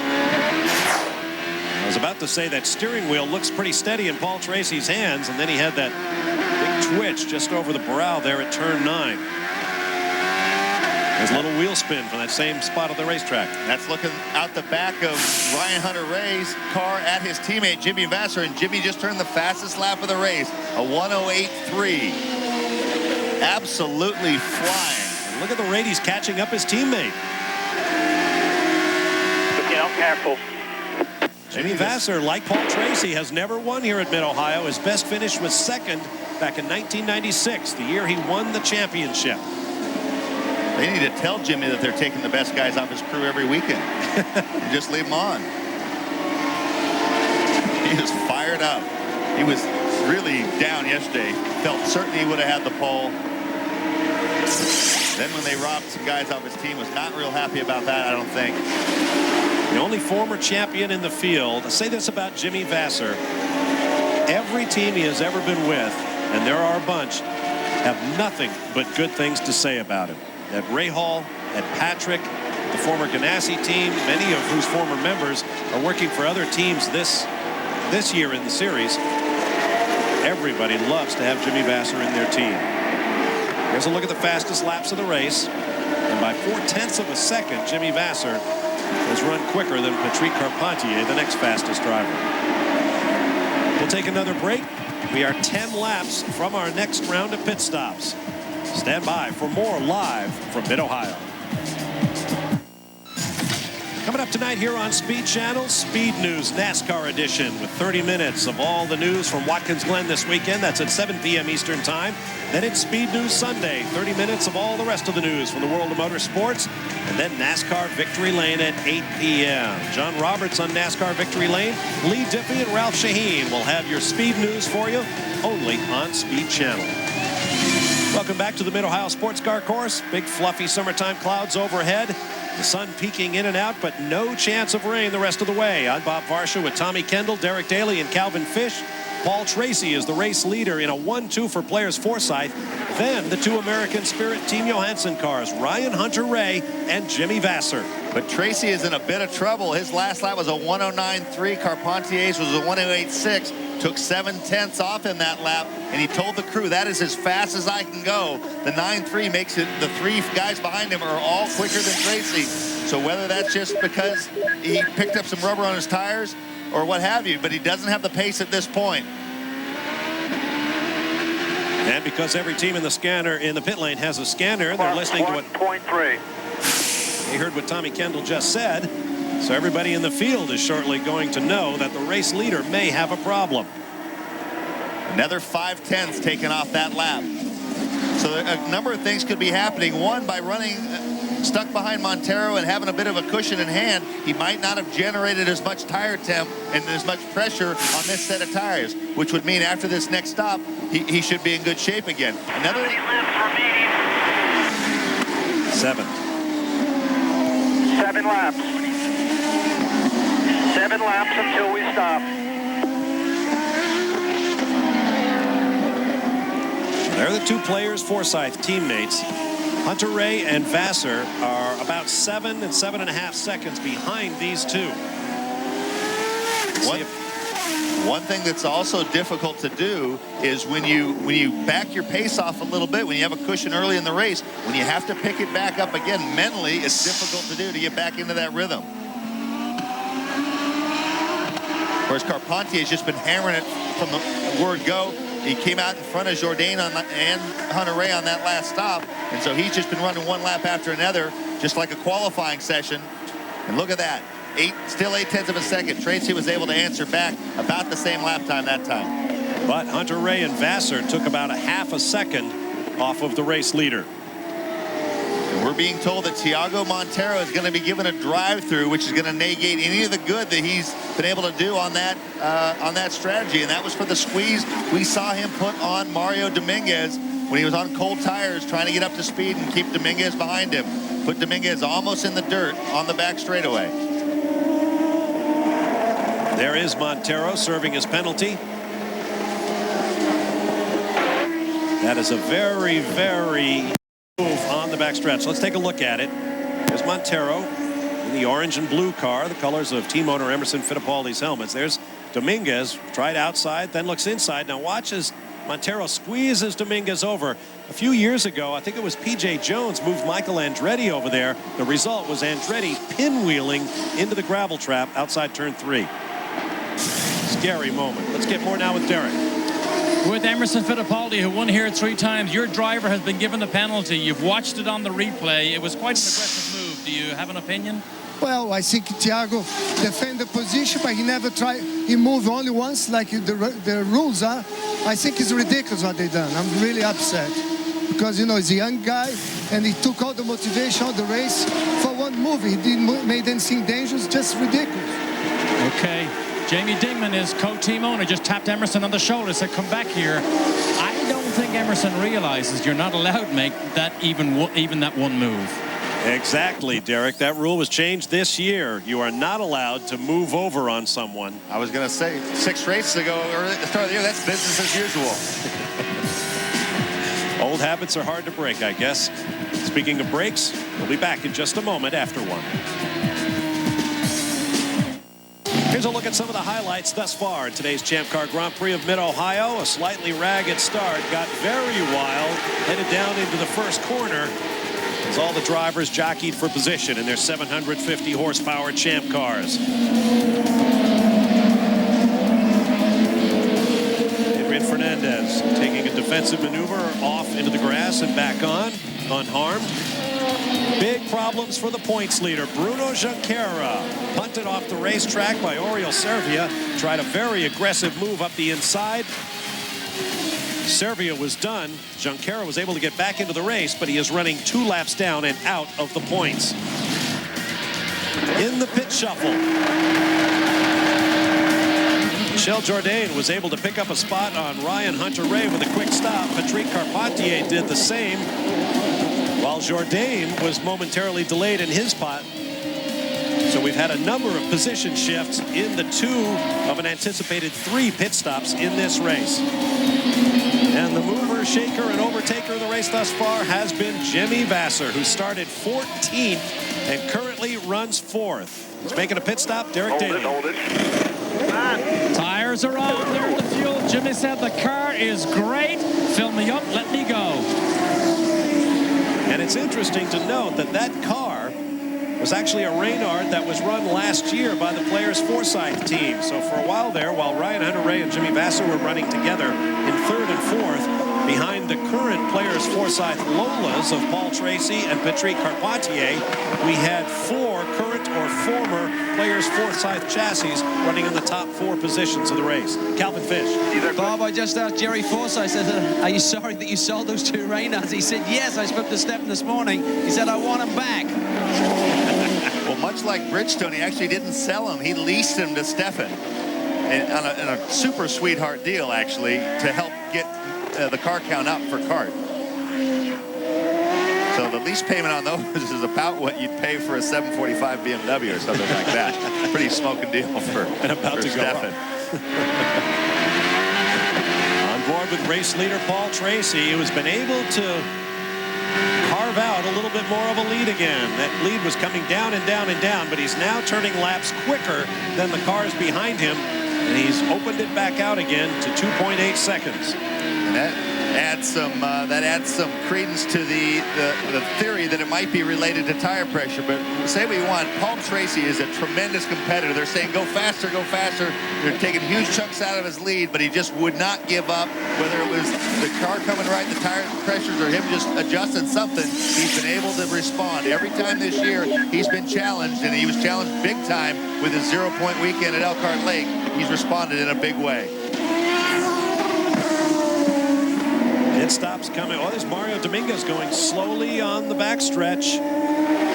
Meanwhile, race leader Paul Tracy is in the pits. Calvin Fish awaits him. Just how we practiced. Yeah, Neil Mickelwright once again on the radio. So PT has a nice cushion here. Patrick now moves into his pit box. Expecting no changes. Clean start, waiting for fuel. Patrick's team goes to work. Paul Tracy leads his pit lead. Well ahead of Patrick Carpentier. Good stop. Let's go to Derek. Brand new sticker tires for Ryan Hunter-Reay. I asked Paul Burgess, his engineer, how is he physically? He said he's fine. He's in such a good rhythm. I can't for the life of me figure out why Jimmy stopped early. Okay, one side. Whoa, stop. So Sebastian Bourdais, big from the hill. Fuel hose was still connected as he off. That was a close one. Very similar to what happened to Bruno in his pit stop just a short while ago. That's right. Bruno came in. They had a problem with the back of the car. They had to jack the back up again and then turn him loose. Now there's Dominguez, who has come to a dead stop on the backstretch. No sign of a full course caution. There's Jimmy Vasser going by. Unlike Jeff Boss's car, or Walter Salas's car, this should bring out a young. I would think so. Silver Green Kart Safety Team drove their truck to the opening in the fence where the drivers can climb through, but I find it hard to believe they're going to let that car stay there on that high-speed backstretch. There is Jimmy Vasser.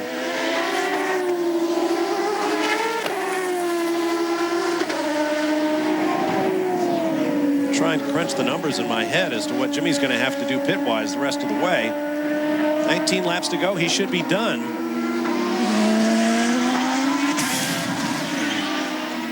So real-time replay of Sebastian Bourdais' pit stop. Whoa! Oh. And that fuel hose does not come out, and the car starts to move. Your heart jumps to your throat. There's Bourdais, currently 6th. And you can almost see the fueler saying, should I even go back to get it? Because next comes the big fire. Yeah, that's right. He looked back and kind of wincing, but the car was still there. Sebastian got it stopped in time before it tore the hose off. The big rear tire will be spinning right at you, too. Mario Dominguez remains in place. The order is Tracy, Carpentier, Hunter-Reay, Vasser, Jourdain, Bourdais. There is Jimmy. Let's get more from the Johansson pits about why Jimmy stopped when he did. Derek? Stefan, it might be a simple answer, but why did Jimmy stop so early? We filled him a little bit short last time to get ahead of Tagliani, which worked. So, you know, it was really just to get a track position. He was held up by Tag all the time, and we just tried to get him out early to, you know, to get some clean laps, which he did. And he got in a good rhythm there. He had a demon stint in that last one. With the pace he's running, is he using a lot of fuel? Are you holding your breath and biting your nails? Can he make it to the end? Not more than normal. I mean, we can make it to the end, yeah, no problem.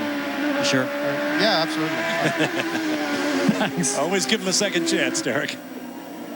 Okay, there is Dominguez. He's going to have to be towed out of the way. Calvin Fish, what do we know? Well, the only thing we do know for certain he was due in that lap, so initially the thoughts were fuel. They may have run him out, but they're not absolutely certain. They think they should have had enough to get him back to pit lane, so they're looking at the telemetry right now. According to timing and scoring, he had one more lap before pitting. They cut it just a bit too fine. We'll take a break and be right back. Why bobble when you can babble? Specifically, join Dave Despain on Wind Tunnel, Monday through Thursday, 9 p.m. Eastern Time, live. Got a thought? Got an argument? Got a compliment? Call Dave. The number on your screen, Wind Tunnel, Mondays through Thursdays, 9 p.m. Eastern, only on Speed. Welcome back to Mid-Ohio. We have 16 laps to go. Bob Varsha, Tommy Kendall, Calvin Fish, and Derek Daly with you. For round 13 of the Bridgestone presents the Champ Car World Series powered by Ford, the Grand Prix of Mid-Ohio. It's been a beautiful day here. After strong threats of rain every day we've been here, it's been perfect. Okay, that yellow is now going, Paul, so the track is clear, plus 3.5 to Pat. Paul Tracy, the race leader, now number 2 on the all-time kart lap leader list. Paul made some good time. Yeah, great lap time, Pat. Doing a great job. Just keep going. Paul made some time and built a nice gap of about 4 seconds on the cold tires. And now Carpentier is slowly starting to draw him back in again.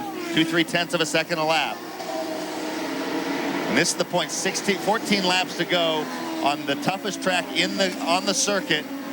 And this is where the condition will come in, mental toughness, all those things. There's Ryan Hunter-Reay and Jimmy Vasser still running 3rd and 4th.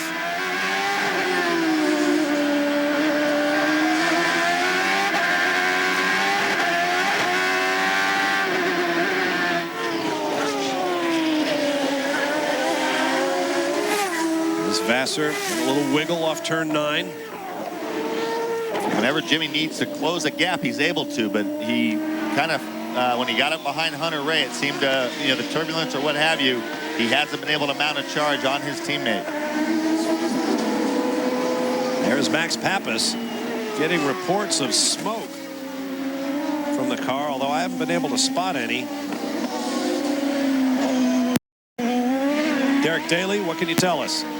Well, Maurizio Gugelmin is here on the timing stand. Maurizio, we've heard a report of smoke, but you think there's something mechanical wrong with the car? Well, basically, we had this in testing. We're not getting 100% of the throttle right now, just about 90%, and that varies. But if he twists his foot a little bit, he can help that. And his lap time is good, so hopefully we're going to finish okay. Thank you, Mo. How would that happen, Tommy?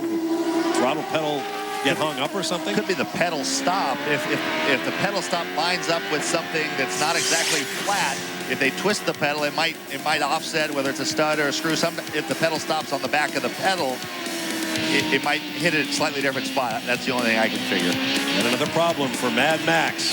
4th place a week ago at Road America. We'll take a break and be back as the laps wind down here at Mid-Ohio Sports Car Course. Welcome back live to Mid-Ohio Sports Car Course and the Grand Prix of Mid-Ohio. The Bridgestone presents the Champ Car World Series powered by Ford campaign.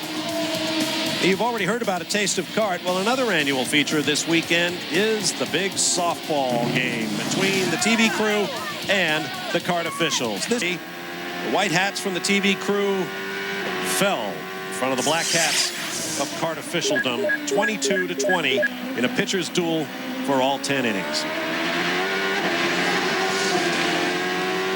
Paul is using every inch of the road, up on the exit curve, out of the keyhole. As far this year, Paul Tracy has passed Mario Andretti, Bobby Rahal, Al Unser Jr., and today Rick Mears on the all-time lap leader list. Still looking for that first championship, though. He's never had a better opportunity than he does this year. Paul Tracy's lead just under 3 seconds right now. I just checked in with Phil Lapin, who's on the radio with Patrick Carpentier. They think their car is a little bit quicker than Paul's, but in the previous stints, they said once he got to within about a second, then the turbulent air from Paul Tracy would really start to disrupt Patrick, and he couldn't make any further headway. But that makes Jimmy Vasser's progress this afternoon even the more impressive. plus 2.7. Players Forsyth team has never had a 1-2 finish. They had a 1-3 this year, and they had a dominant 1-2 going a couple of races ago in Vancouver, Canada, when Carpentier tangled with Mario Dominguez and fell out of the race. Today could be their day. Derek Daly. Well, Alex Tagliani has had a somewhat quiet afternoon so far in the Johnson Controls car.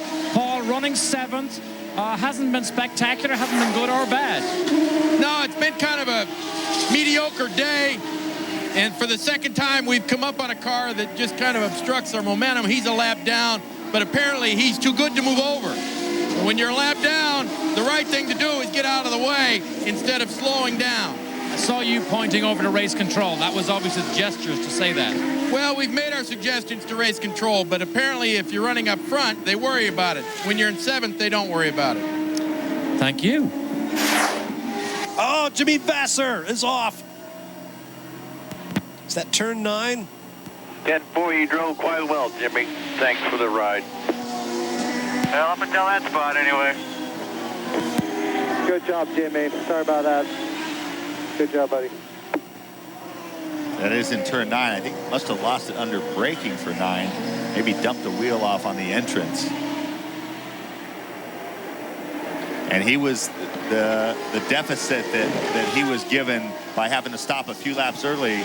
He was making that back up on Hunter Ray. He'd gotten within about 1.5 seconds of Hunter Ray, running laps in the low 108s. That was Tess Brillia, the mechanic on Ryan Hunter Ray's car, the one who changes his inside front tire. So we can see what happened to Jimmy. There he is. Just lost the back under braking. And you come down here, and right from the apex, you start braking on an angle for the turn-in point, but the car isn't straight.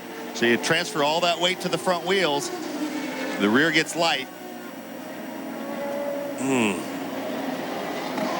Around she went, ending a great day for the 96 Champ Car champion.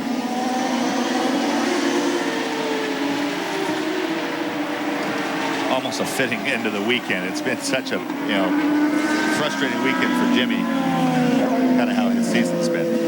Our third full course caution of the weekend. There are 8 laps to go. Let's get down to the pits. Stefan, it was such a good day for Jimmy. Do you know what happened? Well, he hadn't said anything on the radio, but on looking on the TV, it looks just like he clipped the curb on the inside.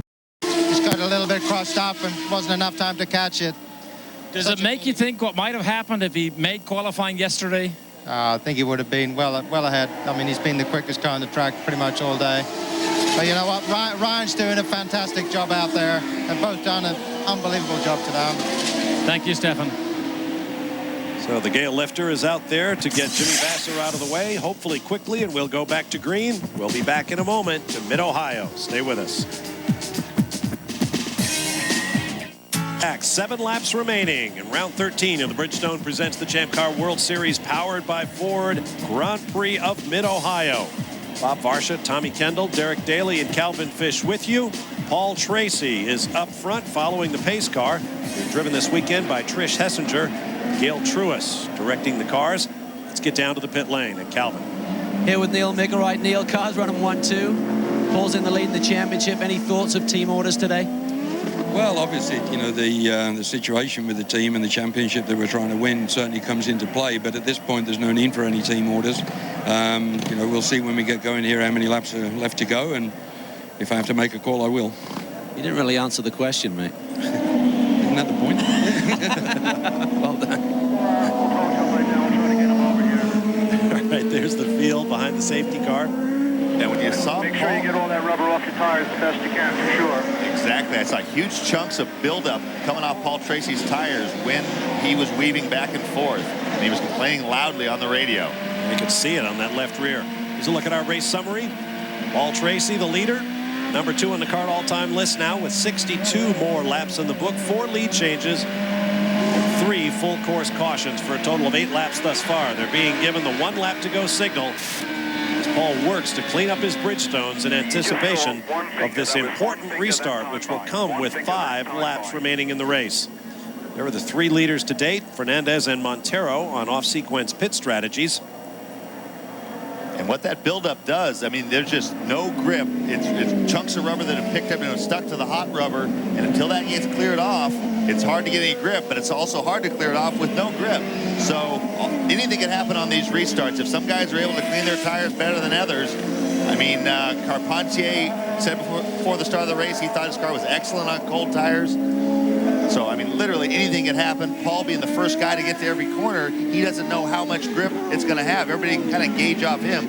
So it's the toughest to be leading in this situation. It's good to be leading, but it's also difficult. You saw the cars out of the race. There goes a chunk off the rubber of Ryan Hunter-Ray.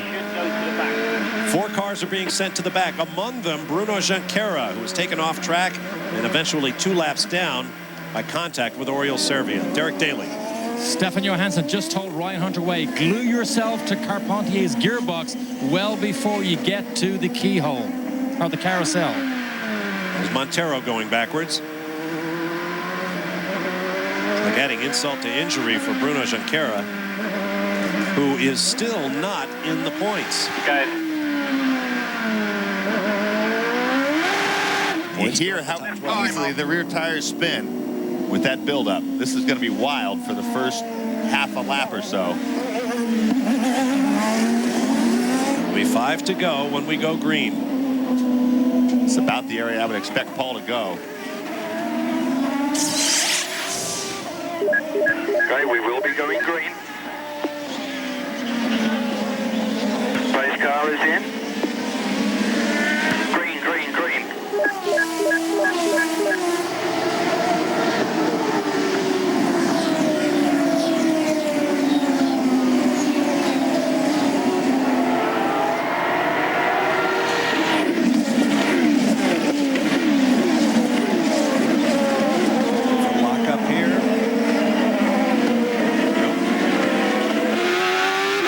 Michel Jourdain.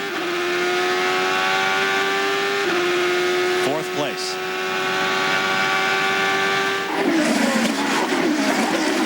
Up the inside of Ryan Hunter-Ray is not close enough. You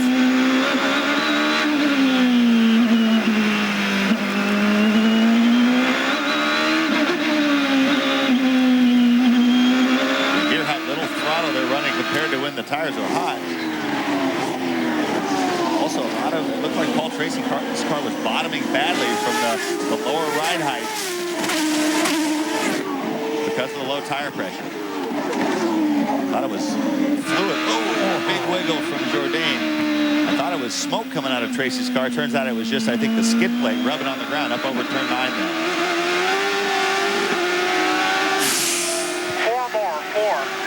4 to go. Look at the gap Paul Tracy already pulled. 1.15 over his teammate. A full over the 3rd place car.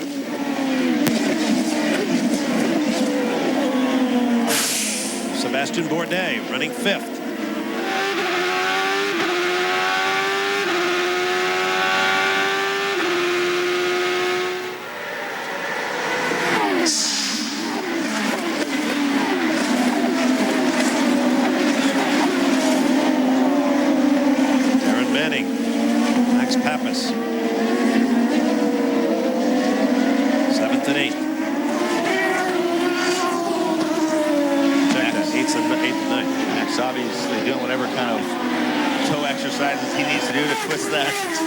Pedal to get full throttle. He's going to have a cramp.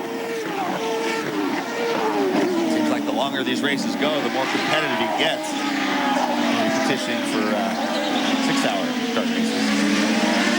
Bourdais just sawing away at the wheel there. Sawing away at the wheel to do a lap time that's 2 seconds off the fast lap time. So I mean, that shows you how, you know, it's been 2 full laps now, and still full tire pressure or temperature. Look at Hunter-Ray coming up on the back of Carpentier. Took 2/10 off him in that last lap. And the fastest lap of anyone.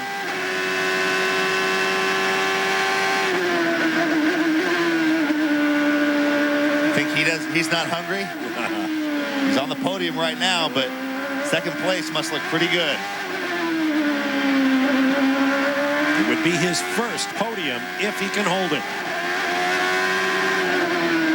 Here's where Vassar went off.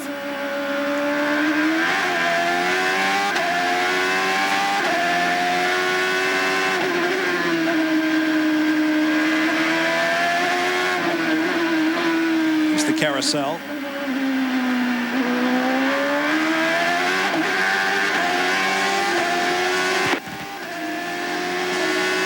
Two to go. Carpentier within a second now of Paul Tracy. Ryan Hunter-Reay actually lost a 10th on that lap. Looked like it was all in the carousel. There's Carpentier, last year's winner, looking for his second straight podium here at Mid-Ohio. It's kind of how it went after the last stop. Paul was able to build a gap, and then Carpentier started coming back on him. And then he ran into that wall of turbulence. It's about a second behind these cars.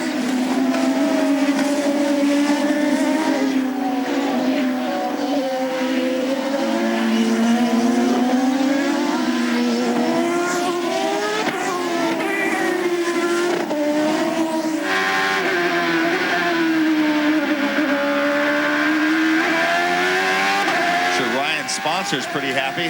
Says Ryan on the side of his car. Ryan's probably pretty pleased with Ryan right about now. White flag this time by. There's a twitch. Hey, Paul, white flag, bring it home. Carpentier now 7/10 of a second, and Ryan Hunter-Reay picked up a couple of tenths. But he's only got about 2 miles of race to go. Paul Tracy can hang on. He will pick up a career-high 6th victory of the season. The single-season record in Champ Car racing is 8 wins, set by Michael Andretti in 1991 and equaled by Al Unser Jr. in 1994. It'll be the 20th win for Players Forsyth Racing, and it will give Paul Tracy a 20-point lead in the championship over Bruno Junqueira. Bruno was the first guy to sweep every available point when he was fastest on both days and led the most laps at Elkhart Lake. And now Paul has answered back. Paul foreshadowed a little bit. He says, Bruno's starting exactly where I did last weekend. 6th place. Across the line they come. First ever 1-2 finish for Players Forsyth.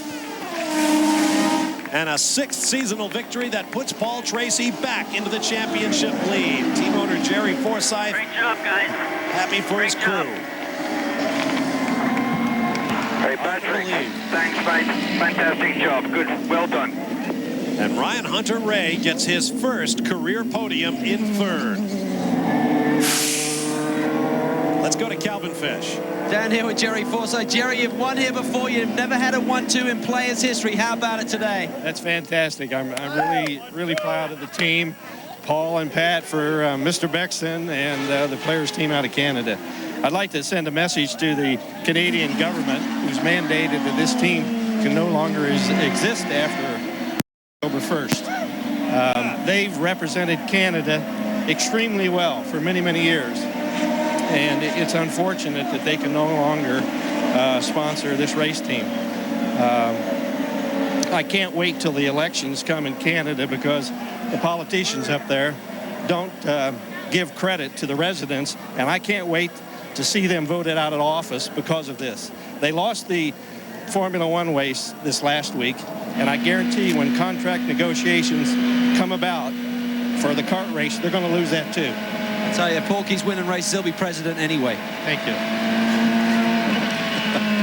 Thank you, Calvin. Paul Tracy picks up what will be, I'm sure, a very sweet victory for him. In his long and glittering career, he is entering uncharted territory, seeking that championship that separates him from the other Champ Car greats. We'll be back. A party has broken out in Victory Lane here at the Mid-Ohio Sports Car Course. After 4 runner-up finishes here at Mid-Ohio, Paul Tracy has his first win and the first 1-2 finish for the Players Forsyth team. There's his teammate Patrick Carpentier. In all honesty, it has not all been sweetness and light between those two this season, but obviously it is a very happy moment for them now. Here's a look at the top 10. Tracy and Carpentier 1-2. First career podium for Ryan Hunter-Reay. Michel Jourdain with the home team from Team Rahal comes home fourth, followed by Sebastian Bourdais, Alex Tagliani, Adrian Fernandez, Darren Manning, Max Pappas, and Mario Haberfeld. Let's get down to Derek Daly. And, of course, team owner Jerry Forsyth has come up here to congratulate Paul Tracy. Paul, you're gulping down the water there. Physically, a pretty tough day. Definitely tough. I mean, I was going as quick as I could go in that middle stint, and Pat was just catching me. I had a 10-second lead, and he brought it down to 3 seconds. And then a couple laps before we pitted, I turned it up a little bit and pulled a little bit of a lead. But definitely, he was quicker than me today, but I built up such a lead that it was going to be hard for him to overcome that. There was a couple of gambles taken during the race, one with Jimmy Vasser, who was just absolutely flying. Were you aware of how good Vasser was midway through the race? Well, I no, because all I was concerned about was the guys that were in front of us that were out of sequence, not to get tangled up with them and get in an incident. So I didn't try to follow too closely behind them. I just kind of let them have their time. The second time with behind Tiago, it cost me a lot of time on the racetrack. We lost about 5 or 6 seconds, but we just did what we had to do to get this points lead back. How good does it feel with a 20-point lead going to Montreal? Feels good. I mean, we've gone 2 in a row in Canada, and we're going to try to go 3 in a row for team players. And this is players' first 1-2 finish, so we're very happy today. Is there any bonuses for 3 sweeps in Canada? Is there? He's asking the boss here. Just ask the boss right now. Probably about like $1 million. All right. I respond for prize money. Yes, he does. Paul Tracy was physically so tired. Tommy, he has to sit down on the wall here. Jerry can joke about $1 million bonuses. He can write that check. And we've got the videotape. Calvin?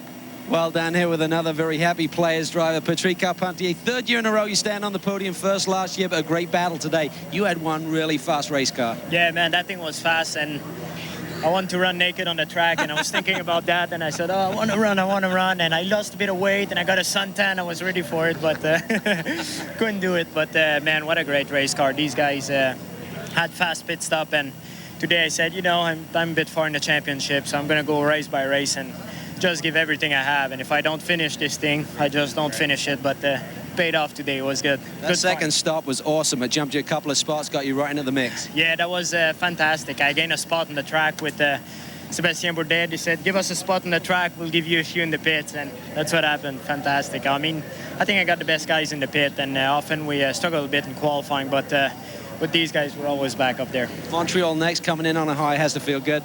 Yeah, it feels really good. I'm going to do the same kind of race. I don't care now if I finish it or not, but I want to race hard every lap, like a qualifying. It was fun. Awesome job today for Patrick. Let's go over to Derek Daly. With the first American rookie to finish on the podium since Eddie Cheever in 1990. Ryan, this has been such a great weekend for you. I know qualifying alone was good, but to stand on the podium, I mean, look at that smile. It is. It's so awesome. I was working so hard that whole race. It was so long and hot out here, and everything's paid off. The whole team did a great job. I don't even know what to say. It's totally awesome. I mean, track position was important, but Ryan, at times, you were the fastest car on the racetrack, even faster than Tracy. Yeah, it seemed like we had a set of tires that just didn't work for us, and then for the other ones, I was real quick. So, it's a shame that we lost it to Patrick there in the pits. Otherwise, we're still here. We're on the podium. It's a 3rd place for American Spirit and a Reynard. Like you say, the first American since, it's just all good news. It's excellent. I can't wait. It's awesome. How was it physically? Any blisters? Did somebody say something on your elbow? I just felt some stuff. Actually, it's not that bad. It was just mentally draining. What about over? Yeah. Oh, there's the telltale, boys. There's how hard some of these drivers work. Blood all the way through his uniform from rubbing the monocoque on the inside. This is not an easy sport. No question about that. And heck of a stat there on Eddie Cheever, Derek. Thanks for correcting me on Carpentier, Calvin. 3rd straight podium for Patrick Carpentier here at Mid-Ohio. The festivities are just getting underway. We'll be back with more live. It's a Canadian kind of day here at Mid-Ohio. To a sun-dappled Mid-Ohio sports car course, round 13 of the Bridgestone Presents the Champ Car World Series powered by Ford season is now in the books. Paul Tracy, 6th victory of the season.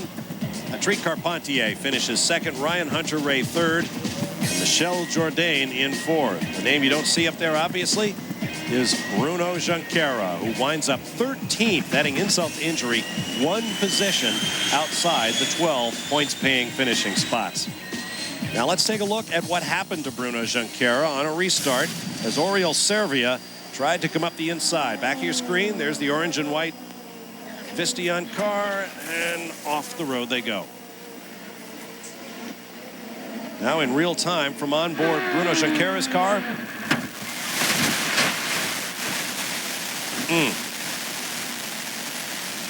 Distraught Junqueira unbuckled himself, then got back in the car, came around, rejoined the race 2 laps down, and as you just saw, finished 13th out of the points. Calvin Fish. Down here with Bruno. Bruno, a very tough day for you. Talk about the incident with Oriol up there in turn 2. He just hit my back. I didn't have a good turn 1, but he's still behind me, and I think he tried to pass me, but there was no time. He wasn't even side by side with me to make a pass, and he hit my right here, and it was very frustrating because it was so early in the race.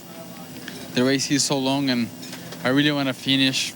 Even the start when I passed Campetier, he tried to make a very aggressive move on me and said, okay, let's go, we keep in front, but just want to finish. We didn't have maybe the best car, but we want to finish.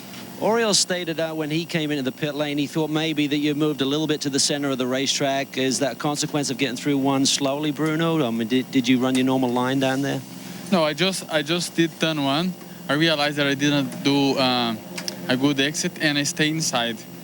And I didn't move at all. I just wasn't on the proper race line, completely on the left, but I didn't move to the right or to the left. I mean, and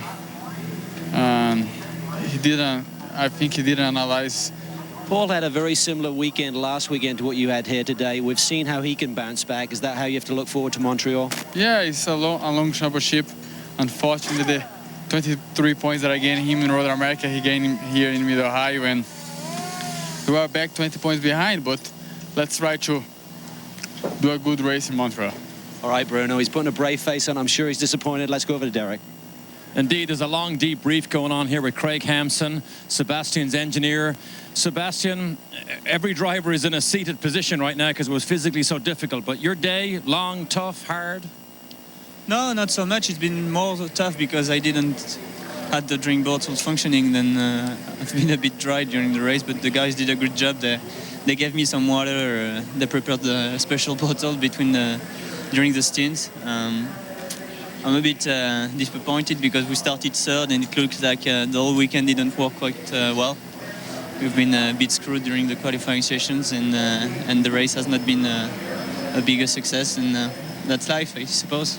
Obviously, this is the first time you've raced here. Do you learn an enormous amount in the race as opposed to if you're here testing by yourself? Not really. It's just to try to manage the balance of the car. Obviously, I had a bit too much understeer. I've been a bit too conservative for the race, which has been a mistake because I was pretty okay by my own. I think I lapped the second fastest lap of the race, but I couldn't pass anybody when I was behind because I had even more understeer. Then it's not been possible to do much during this race. Thank you, Sebastian. Just have a look down here. Look, he was seated here just a minute ago. Look how wet the wood is. That just gives you an idea of just how soaking wet these drivers' uniforms are, all from perspiration. What about his hands? How's your hands, Sebastian? How are the inside of the hands? You see the callus? Oh, look at the blisters right here. And on the other, oh, blisters all the way back here. Can you see that again? Let me see that again, Sebastian. No, this is the good one here. There you go. Is that from the steering wheel or the gear? Steering wheel, obviously. Steering wheel, both. Okay, you need to go water skiing and build up some. Yep, those hands get pretty gnarly over the course of a long Champ Car season. Here's a look at the championship. As you just heard Calvin telling Bruno Junqueira, 20 points down to Paul Tracy now. A huge swing in the last two races. Michel Jourdain now 47 points. That's more than 2 complete race weekends behind the battle between Paul Tracy and Bruno Junqueira for the Vanderbilt Cup, symbolic of the championship. And the Bridgestone presents the Champ Car World Series powered by Ford. We'll be back. Welcome back to Mid-Ohio. After a much-needed and well-earned weekend off, the Champ Car crews will head for Montreal and the circuit Gilles Villeneuve for round 14 of the championship. And you'll see it here on Speed Channel. Live coverage of qualifying at 1:30 p.m. Eastern Time, Saturday, August 23rd. And then the race itself, Sunday, the 24th, at 9 p.m. Eastern Time. Let's go to Calvin Fish. Well, we're looking at the points battle here. Michel Jourdain sees the notes, and it's not pretty, Michel. PT keeps winning, and you had a strong run here today. That last pit stop with Adrian coming in really seemed to kill you guys. Exactly. I mean, we had a good start, went to third, and then the guys did a pretty good stop and went to second. In the second set of tires, at the end, we were able to pull a little difference to all the guys behind us. And in the second pit stop, when we were ready to go, Adrian came in, and we lost probably 3 or 4 seconds there in the stop, and Ryan and Patrick got us. So that killed us, but hopefully. Tag tickling his ear. Yeah, so and then we made a mistake. We put a new right front with a used set, and that unbalanced the car pretty bad. We lost some ground, and that's it. But yes, I mean, if 4th place is good, but really disappointing when Paul keeps getting so many points and when we were so close to finishing second, you know. All right, Michel, great run nonetheless. They were in a position to finish second. That one pit stop really hurt them today. Team Rahal still looking for their first victory at their home track here in Mid-Ohio, Bob. That's right, Calvin. Now, the other big story of the day was Jimmy Vasser, who started back in 14th place, was running as high as 4th when this happened.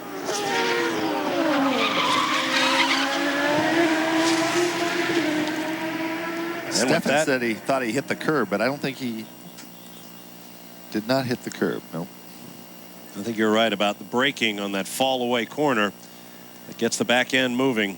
Vasser winds up 15th overall, 3 positions out of the points. Let's hear from him with Derek. Jimmy Vasser's looking at the podium ceremonies here. Jimmy, we followed you the whole day, and it was pretty spectacular.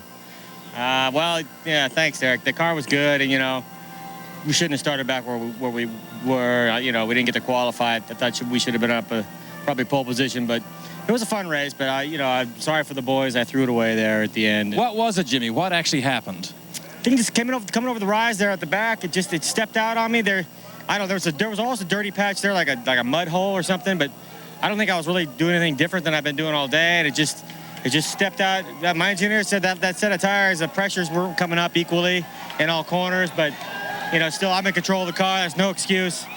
You know, I just made a mistake, but, you know, good job for Hunter Ray. He hung in there and, you know, brought a good car home, and, you know, I thought that, you know, I think certainly I think we had a car. If I start up front, we probably could have won today, but you know, that's all hearsay. Thanks, Jimmy, our 96 champion. He had a great day, just didn't quite finish it off. Calvin? Down here with Adrian Fernandez. You've won here before, mate. You had a good run today after that first lap. Tell us first about that. What actually happened over there in the S's?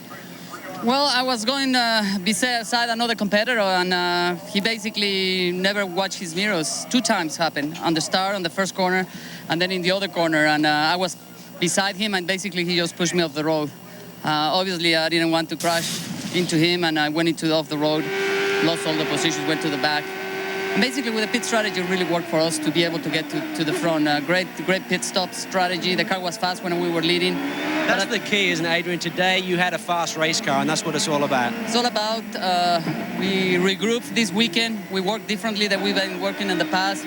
I'm very proud of the guys, and, you know, we never gave up, and that was the important thing. It was a very physical race. I don't know if the other drivers can say, but I was glad it was over. I was starting to think about Acapulco on the beach and a little margaritas because I was really tired. All right, mate, we'll have a couple of Tecatis tonight. Thank you.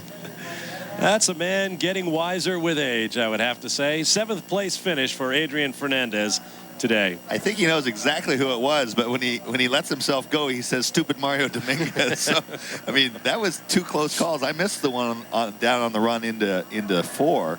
But he almost had him off the outside. I think he was reacting more to Tagliani there. Mario was.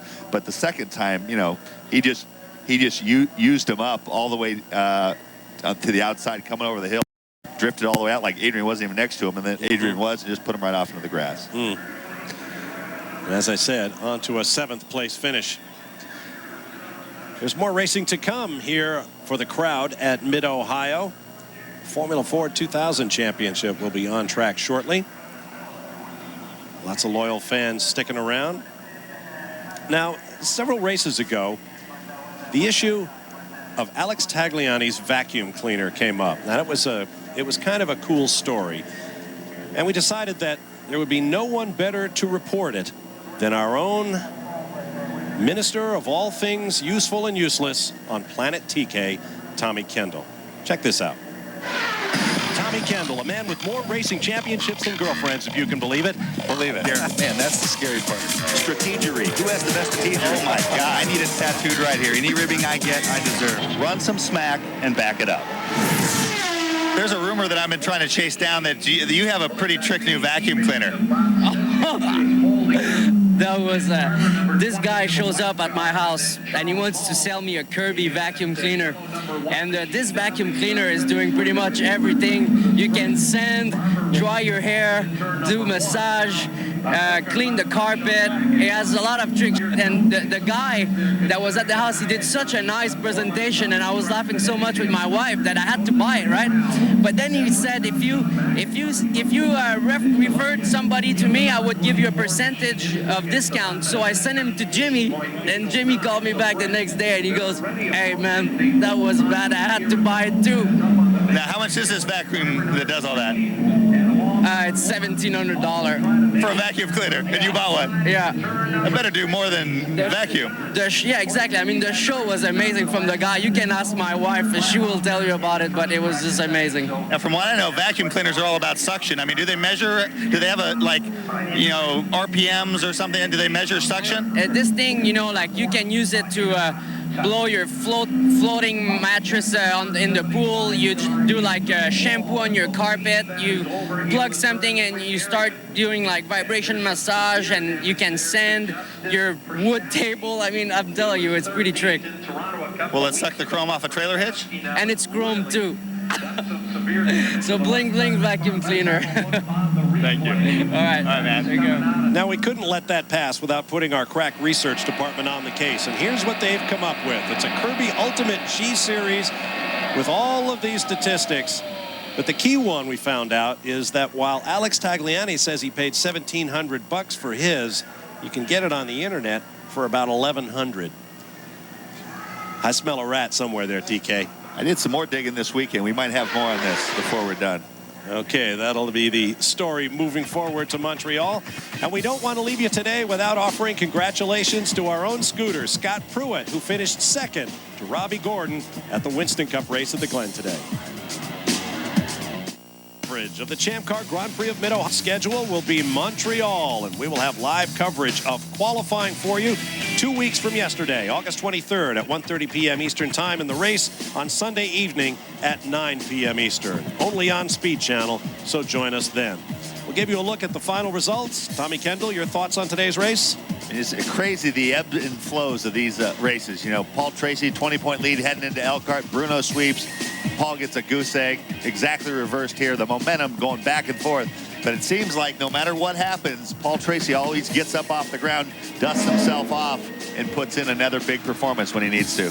You know what? We'll scratch the points. We're just about out of time. But all you need to know is that Paul Tracy came through with his 6th win of the year. That's what happened to Bruno Junqueira. Last week in Elkhart Lake, Wisconsin, Junqueira took 23 points off of Tracy. Today, Tracy took him right back. Be sure to join us in 2 weeks in Montreal. Until then, for Tommy Kendall, Derek Daly, and Calvin Fish, I'm Bob Varsha. So long from the Middle.